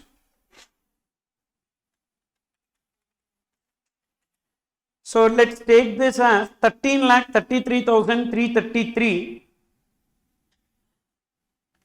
13,33,333. So into 8, sorry, into 6. How much? 8 lakhs you need to make a specific export obligation. Okay. Say how this 8 lakhs is computed. You saved some duty here. On that duty saved into 6 times, that is 80 lakhs. You need to achieve specific export obligation. EPCG granted on 1/4/2023. Determine whether export obligation is achieved based on the following information pertaining to exports for various years. Now, what is the average export obligation? Please check above. What is the average export obligation? See the chart. Average export obligation is the average of 3 preceding licensing years. Correct? Average of the 3 preceding licensing years. 3 preceding licensing years. 3 preceding years. What is the 3 preceding years? So, we got on 2023 na. So, for 2023, you take previous 3 years. 40, 20 and 50. 40 plus 20 plus 50 divided by 3. 36.67. What is the exports in 2023? 45. 45 minus 36.67. 8.33 only will be counted towards export obligation, specific export obligation. Because this 36.67 is not your special effort. Anyhow, you were having the exports. So, you need to maintain that. On the top of that, whatever you make, that will only be counted for specific export obligation. Now, you take all the years. So, how many years you need to achieve? 6 years. When you got the license? 23. 23, 24, 25, 26, 27, 28. 6 years. In these 6 years, take the exports. Actual exports. 45, 60, 55, 55, 80 and 90. Now, count the average. Take the preceding 3 years. So, for 2023, we got 36.67. Now, 2024. For 2024, 20 plus 50 plus 45 divided by 3. 38.33. Like that, every year you count the average. And see how much is your actual over average. 45 minus 36.67. 8.33, 60 minus 38.33, 21.67, 55 minus 51.67, 3.33, 55 minus 53.33, 1.67, 80 minus 56.67, like that you got specific export obligation. And total should be more than 80 lakhs. Total should be more than 80 lakhs. Please see the total. The total is 85 lakhs. The total is 85 lakhs, which means it is more than 80. So, you achieved average export obligation and also specific export obligation. So, you will get export obligation discharge certificate. In the present case, both average export obligation, specific export obligation is achieved, and they will get export obligation discharge certificate. Now I am making a change in the question. Suppose instead of 13 lakh 33, what if the duty saved is 20 lakhs? Count 20 lakhs into 6 times 120 lakhs. You need to achieve how much? 120. But here how much? 85. So you did not achieve. So whatever benefit that has been granted to you will be recovered along with interest, and penalty will be levied because you did not achieve the export obligation. Got it? Now this is also okay. Another problem is there. 2025, let's take your export is 50. 2025, let's take your export as 50. What is the average? 51.67. But what is the actual? 50. Means you achieved less than average. There itself, export obligation not achieved. Because every year you need to maintain the average. Every year you need to maintain average. Means it should never be negative. Actual exports minus average export should be positive. It should not be negative. So you need to maintain the average, plus at the same time it should be more. Okay. So it is like, it's not like cricket score. I will maintain the average run rate and achieve the score. Not that. You maintain the average run rate. On the top of that you get some runs. That will only be taken as your score. What kind of stupidity it is? Like that it is. So average run rate 6 runs are. And if you score 6 also, it will not be counted for score. Your score should be in every over more than 6. That extra only will be taken. In any over less than 6, out. Super rule na? Like that they give. Okay. What is that? Every last 3 years, average you should maintain. Suppose in any year, the average not achieved, that year itself you are out. Okay. Suppose you achieved the average, but overall excess is not more than the specific export obligation, then also you are out. Okay. So, ease of doing business. Then, yes, there is a logic behind this. Why a provision is like this, which is like CA exams and all, because Ministry of Commerce and Industry is headed by a chartered accountant only. Okay. So, therefore, average anyhow you will get. You have to achieve that. On the top of that only you need to get. Previously it was not like that. Previously it was like average you need to maintain. That average also counted towards specific export obligation. That average also, which means this 36.67 also counted towards export obligation, specific export obligation. Now only they have modified it like this. Next, see some points on this validity of authorization.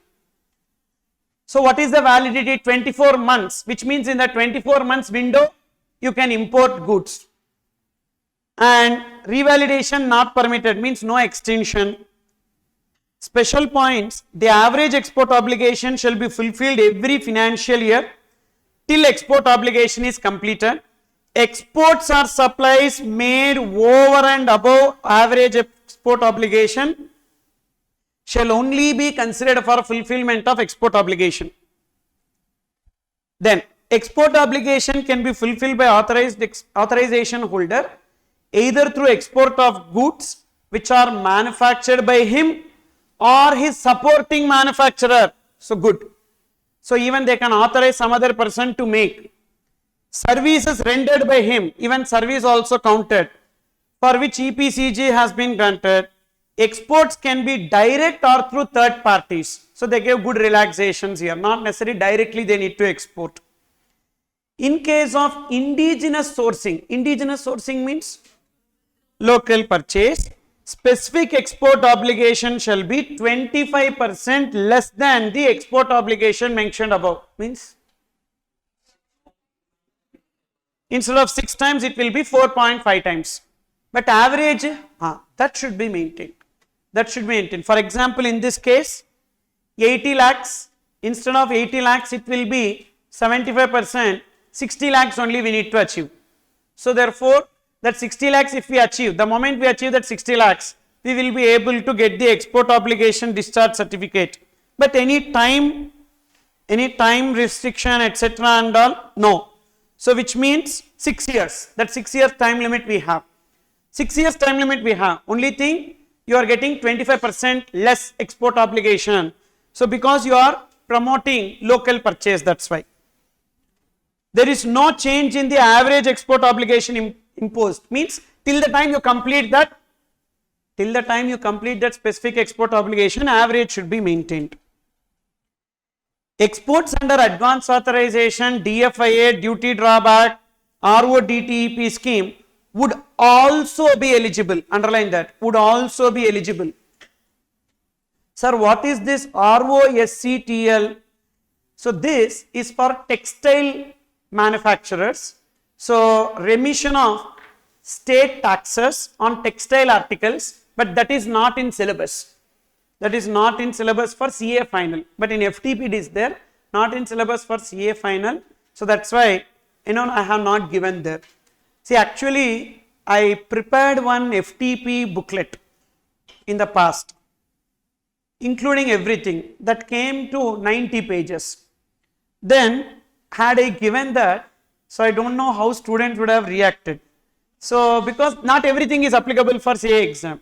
That's why I resisted, I did not release it, I did not given in anywhere. So I said wait till the ICI gives, because I know about ICI. They will not make everything applicable for exam. So therefore based on ICI study material whatever they have given, so that I have cut and that much only I have made it available for you for discussion today. So which means this and all really in TH study material also it is not there. Whatever is there in ICI I have given. Illustrations and all they did not give, I added. And whatever they have not given, I have also not given. Then, exports from DTA unit shall only be counted for calculation and fulfillment of AEO or export obligation. Then, which means exports from SEZ units will not be counted, only DTA units. Export obligation can also be fulfilled by supply of information technology agreement items to DTA, provided realization is in free foreign exchange. Both physical exports and deemed exports will be counted. So either actually you export or export. So how many relaxations they gave, we see. Either we can export or we can export it through merchant exporters, or we can authorize some other person to manufacture and export. Even exports under AA, DFIA will also be counted here, and even deemed exports also will be counted. So these are all the relaxations that we have. Then the last scheme, export promotion zone scheme. What are the various export promotion zones that we have? EOU, EHTP, STP and BTP, Biotechnology Park. What is the objective of these schemes? So, to promote exports, mainly to promote exports and attract the investment for export production and employment generation. Already I told you. So, not necessary that an Indian manufacturer should do this, even foreigners also can come and do, so that leads to increase in export production and employment generation. So employment generation is something which is a bigger task now for Indian government. Reason being, across the globe layoff is happening. Multiple layoffs that are happening in foreign countries, and now everyone seek the shelter in India only, because once they lose the job, what's the point in staying in that country? So unless otherwise they got some insurance coverage, they will stay. Otherwise they will be coming here. And already here, every year, the literacy rate is increasing. So, new set of people, new knowledge is coming, then that much of employment is not there. And already we have surpassed China also in population. So, then where from we will have employment opportunities given to everyone. That's the reason why our focus now is not on anything else. Create as many number of business as we can and create the employment opportunities and make it like it's okay. Let people call India as a labor center, it's okay, but skilled labor center, and they wanted to attract that many number of manufacturers. That's why, under the new foreign trade policy, the objective is different. It's not just the export, beyond that. And what are the units covered under this scheme? Any business you can start in EOU. Any business except trading. Trading not allowed. Means manufacture, service sector or ancillary sector to manufacture or BPOs, KPOs, everything. Traders only not allowed. Okay. Warehousing is also allowed. Service sector, any service sector except trading are covered under this scheme. Majorly export of goods or service other than prohibited. So other than prohibited they can sell. Then even there is some restriction for sale in DTA. Reason being, these units are mainly focusing on what? Exports. But they will give some allowances, like 5% of your manufactured goods can be sold in DTA, like defectives, etc. and all. Application and approval or letter of permission or letter of intent. Any person who want to set up an EOU, for example, I have a factory and I want to make that factory as a export oriented unit. I need to make an application. To whom I need to make application? Unit approval committee or board of approval. Once I make application and if I have given all the particulars and the application gets accepted, I will get a letter of permission or letter of intent. Once I get letter of permission or letter of intent, within a period of 5 years, I can use that license for the purpose of enjoying the benefits as EOU, EHTP, etc. I told you already, EOU is valid for a period of 5 years. And this period can be extended for a further period of 5 years at a time by DC, that is Development Commissioner. Development Commissioner. So, EOU status will go off for every 5 years. So, again they need to go for renewal. So, once I get the status as EOU, EHTP, etc. valid for 5 years. Thereafter again, 5 years from when? From the letter of permission or letter of intent. Again I need to make application for renewal. Like that for how many years? Unlimited time. But every 5 years the review happens. So what are the tax implications on these people? EOU, EHTP, etc. First, they are importing some goods from outside India. They don't have to pay any customs duty, including IGST, compensations, etc. That's the first benefit. What's the first benefit? Imports exempted from payment of full customs duty, just like AA, just like advance authorization. At least advance authorization is like annual or like this. But here 5 years, fully 5 years, any product you import, it is exempted, including safeguard duty, anti-dumping duty, etc. But you should not make clearance to DTA. We discussed this. 100% EOU, if they make clearance to DTA, they will not get that benefit. Import of goods, entire customs duty, including IGST, exempted. What about import of services? We don't have any relaxation. In GST, we don't have any relaxation. So, IGST payable under RCM by EOU.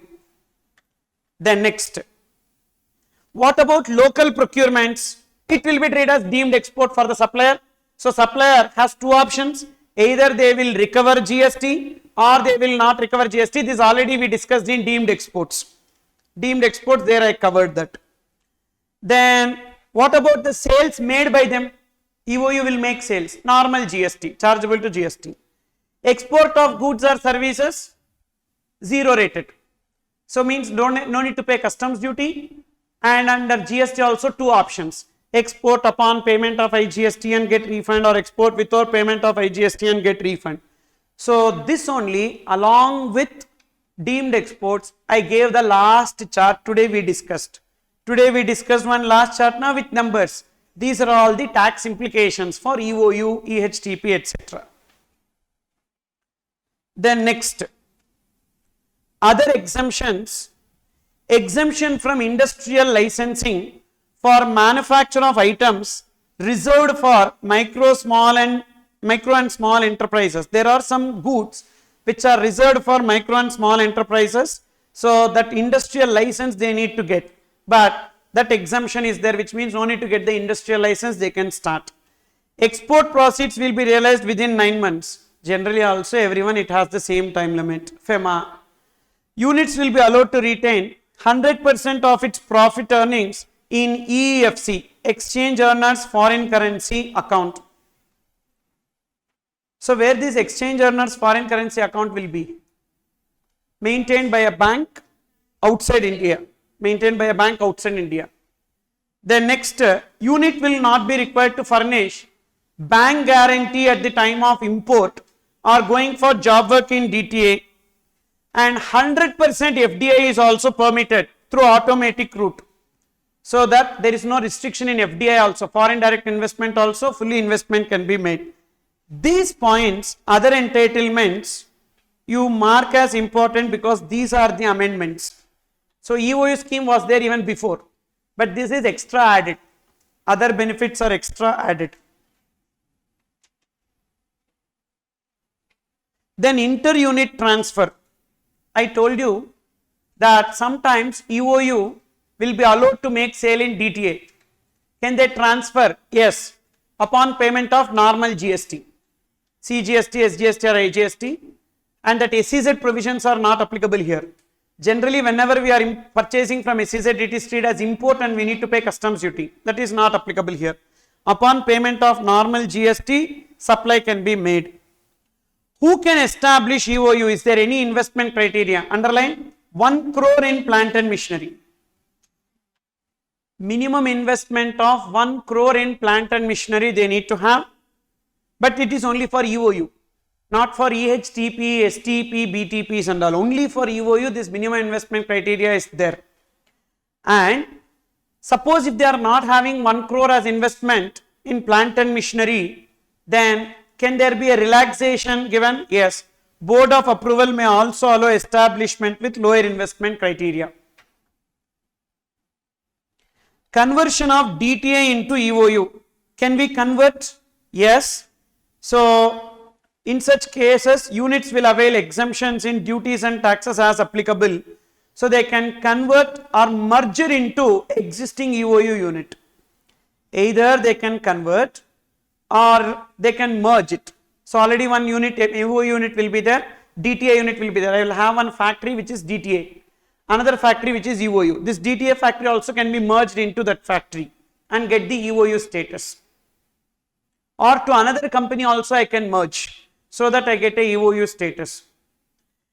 So net foreign exchange earning condition.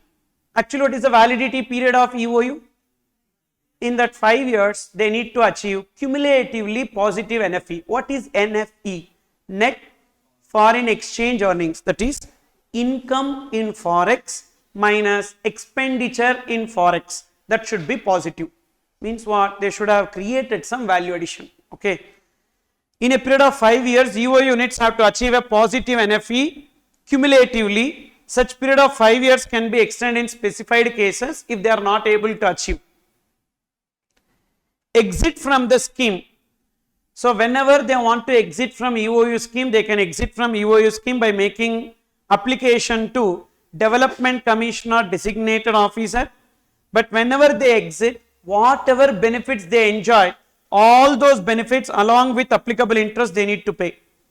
Applicable excise duties, customs duties, GST, everything they need to pay whenever they are exiting.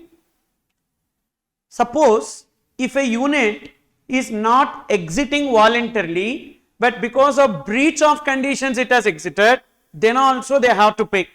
If a unit has not achieved obligations, it shall be liable to penalty at the time of exit. So these are the various export promotion schemes that we have seen. Now, penal action and placing an entity in denied entity list. That is, suppose in these schemes, every scheme has an export obligation. AA 15%, DFIA 20%. RODTEP scheme, I should not export certain goods, but if they export those goods and claim RODTEP, or in case of EOU EHTP, I should not make sales in DTA, I should only export and achieve positive NFE. And EPCG 6 times the duty set. Like this, everywhere we have export obligation. If a person failed to achieve the export obligation or fails to comply with the provisions of FTP, then that authorization holder who violates the condition of authorization or fail to fulfill export obligation, fail to deposit the requisite amount within the specified period, then a penalty can be levied, but they did not give how much is the penalty. So means as decided, they can levy a penalty in terms of Foreign Trade Regulation and Development Act. But the penalty is not under FTP, under FT Act, Foreign Trade Regulation and Development Act, and rules thereunder they will levy penalty. That we don't have to learn. Then not only this, but suppose if they give false information, even then also there will be levy of penalty. Two reasons: either he violates the conditions, or he fails to fulfill export obligation, or he fails to deposit the requisite amount, or he did not give any true information, then also penalty will be levied. But the penalty will be in terms of not GST, not customs, but as per Foreign Trade Regulation Development Act. Denied entity list. So a firm, that is that exporter or importer who did not oblige to these conditions will be placed in the denied entity list, so that next time when they are going for authorization and all, they will not be given any benefits. Okay. Sir, but how much time they will be kept under denied entity list? Not given. Means again it is subject to discretion by the authorities. So maybe 2 years they can keep, or 1 year they can keep under denied entity list. With this we completed foreign trade policy.